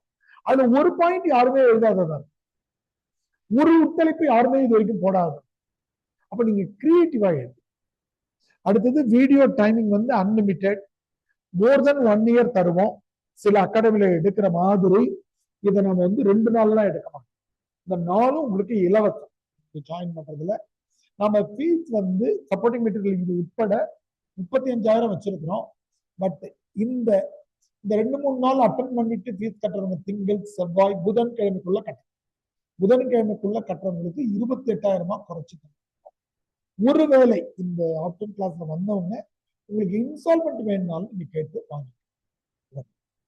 கலைஞர் பிறந்தநாள் ஜூன் 3ஆம் தேதி அன்னைக்கு நம்முடைய பேட்ச் தொடங்குது. கருப்பு மலர்கள் புத்தகத்தோடு நம்ம தொடங்குறோம். இந்த புத்தகம் எந்த ஆர்டர்ல நடத்தப்படும்ன்றதுக்கு ஒரு சைக்கிள் படம் அனுப்பியிருப்பாங்க. அந்த ஆர்டர் எப்பவுமே நம்ம மாத்தணும். அதனால நீங்க என்ன வேடிக்கையான விஷயத்தை கவனிச்சீங்கன்னா, கருப்பு மலர்கள் தொடங்கும் போது ஆன்லைன்ல ஒரு 15-20 பேரு, ஆஃப்லைன்ல ஒரு 7-8 பேர், 40 பேரோட தொடங்குவோம், 30 பேரோட தொடங்குவோம். கருப்பு மலர்கள் முடிஞ்ச கூட முத்துப்பட்டன் கரையப்போ ஒரு 5 பேர் ஜாயின் பண்ணுவோம். அவங்க என்ன பண்ணுவாங்கன்னா சைக்கிள்ல வரும்போது அடுத்து கருப்பு மலர்கள் வர்றதுக்கு வெயிட் பண்ணி லீவ் வாங்கிப்போம். அதனால எப்ப வேணாலும் ஜாயின் பண்ணலாம். ஆனா தொடக்கத்துல வந்து நீங்க டெமோ கிளாஸ் வந்துங்க, தொடக்கத்துல இருந்து ஜாயின் பண்ணுங்க. அதே மாதிரி வகுப்புகளை 2வது பேட்ச் 3வது பேட்ச் நீங்க ஃப்ரீயாவே காமிங்க.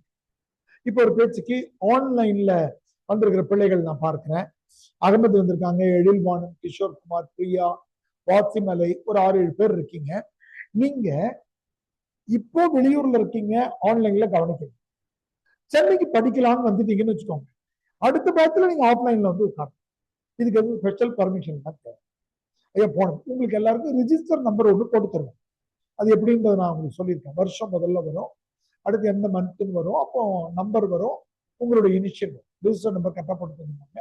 அந்த ரிஜிஸ்டர் நம்பர் நீங்க எப்போ வேணாலும் யூஸ் பண்ணிக்கிட்டு கேட்டீங்கன்னா உங்க ரெசிப்ட் எல்லாம் வெரிஃபை பண்ணிட்டு. வேற ஏதாவது டவுட் இருந்தா ஆன்லைன் பிள்ளைகள் கேட்கலாமா? நற்றினை நல்ல குறுந்தொகை பாடல் வேற யாருக்கா தெரியுமா? எழில்வாணன் சொல்லுங்க. 8 தொகை பாடல்கள், நற்றினை நல்ல குறுந்தொகை பாடல் சொல்லுங்க. அறிமுக பாடல் நற்றினை நல்ல குறுந்தொகை அந்த பாடல் 8 தொகை நூல் ஞாபகம் வச்சுக்கிற அந்த வெண்பா. நற்றினை நல்ல குறுந்தொகை ஐங்குறுநூறு 500 பதிற்று10 ஓங்கு பரிபாடல் கற்றறிந்தார் ஏற்றும் கலியோடு இத்திருத்த 8 தொகை அகம்புறம் என்ற இத்திருத்த 8 தொகை. சரி, எழில்வாணன் வந்து எம்ஏ தமிழ் படிக்கிறது, அதனால அவரை கேட்டு. வேற யாராவதுமா இந்த பாடல் வாசிமலை தெரியுமாட்டா? பிஹெச்டி பண்ணிட்டு தம்பி. இது வந்து நம்முடைய பத்துப்பாட்டு பாடல் தெரியுமா உங்களுக்கு? முருகு புறநாறு, பானிரெண்டு முல்லை, அது வரைக்கும் தெரியுங்க. பெருகு வளமதுரை காஞ்சி வளமதுரை காஞ்சி மறுவினைய கோல நெடுநெல் வாடை, அதுக்கப்புறம் தோல் குறிஞ்சி பட்டினப்பாலை கடாத்தோடு, தோல் குறிஞ்சி பட்டினப்பாலை கடாத்தோடும் 10. ஆமா, நம்முடைய டெலிகிராம் குரூப்ல நீங்க எல்லாமே ஃபாலோவர்ஸா இருக்கீங்க. அதுல போனீங்கன்னா இந்த ஆடியோ இருக்கும், 2-3 தடவை போட்டுருவேன், 10 பாட்டு 8 பாட்டு. ஆன்லைன் பிள்ளைங்களுக்கு ஏதாவது டவுட் இருக்காமா? பிரியமா, ஏன் நீங்க சென்னையில இருந்துட்டு ஆன்லைன்ல வந்தீங்க?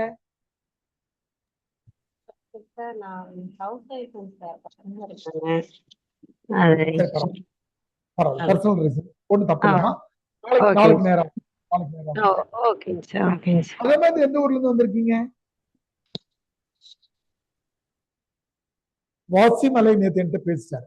வாசிமலைன்னு பேரை கேட்டோம்னா திருவண்ணாமலை ஞாபகத்திலே பேசுறேன். அவருக்கு இடத்துல பார்த்தா தென்காசி. அது மாதிரி நீங்க ஏதாவது பேசுறீங்களா? கிளாஸ் சம்பந்தமா ஏதாவது டவுட் இருந்ததுன்னா என்கிட்ட பேசுங்க. இல்ல உங்களுக்கு ஃபீஸ் ஸ்ட்ரக்சர்ல ஏதாவது உங்களுக்கு வந்து இன்ஸ்டால்மெண்ட்ஸ் வேணும் அது இதுனாக்கா நான் 2 நம்பர் எழுதுறேன், அந்த நம்பர்ல பேசுங்க. இந்த நம்பர்ல பேசுங்க. இன்னொரு நம்பர் நம்ம போஸ்டர்லயே இருக்கும், 7397771900.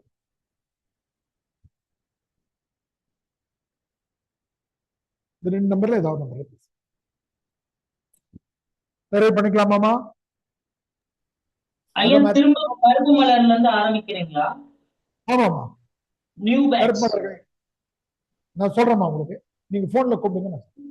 சரிங்க. இல்ல நம்ம கருப்பு மலர்ல இருந்து தொடங்கி இப்ப மலையேறி வந்துட்டோம்ல, அதனால கேட்கறேன். அந்த பேட்ச் மலையருவியினுடைய விஷயங்கள் திங்கள் செவ்வாயில பழைய பேட்சுக்கு முடிச்சிருக்கும்.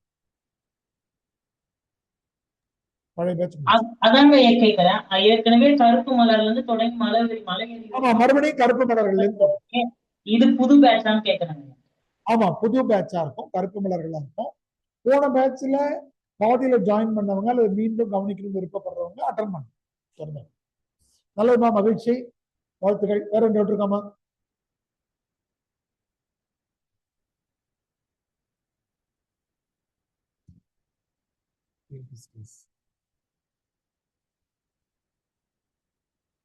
இன்னைக்கு என்ன நிகழ்ச்சி இருந்ததா?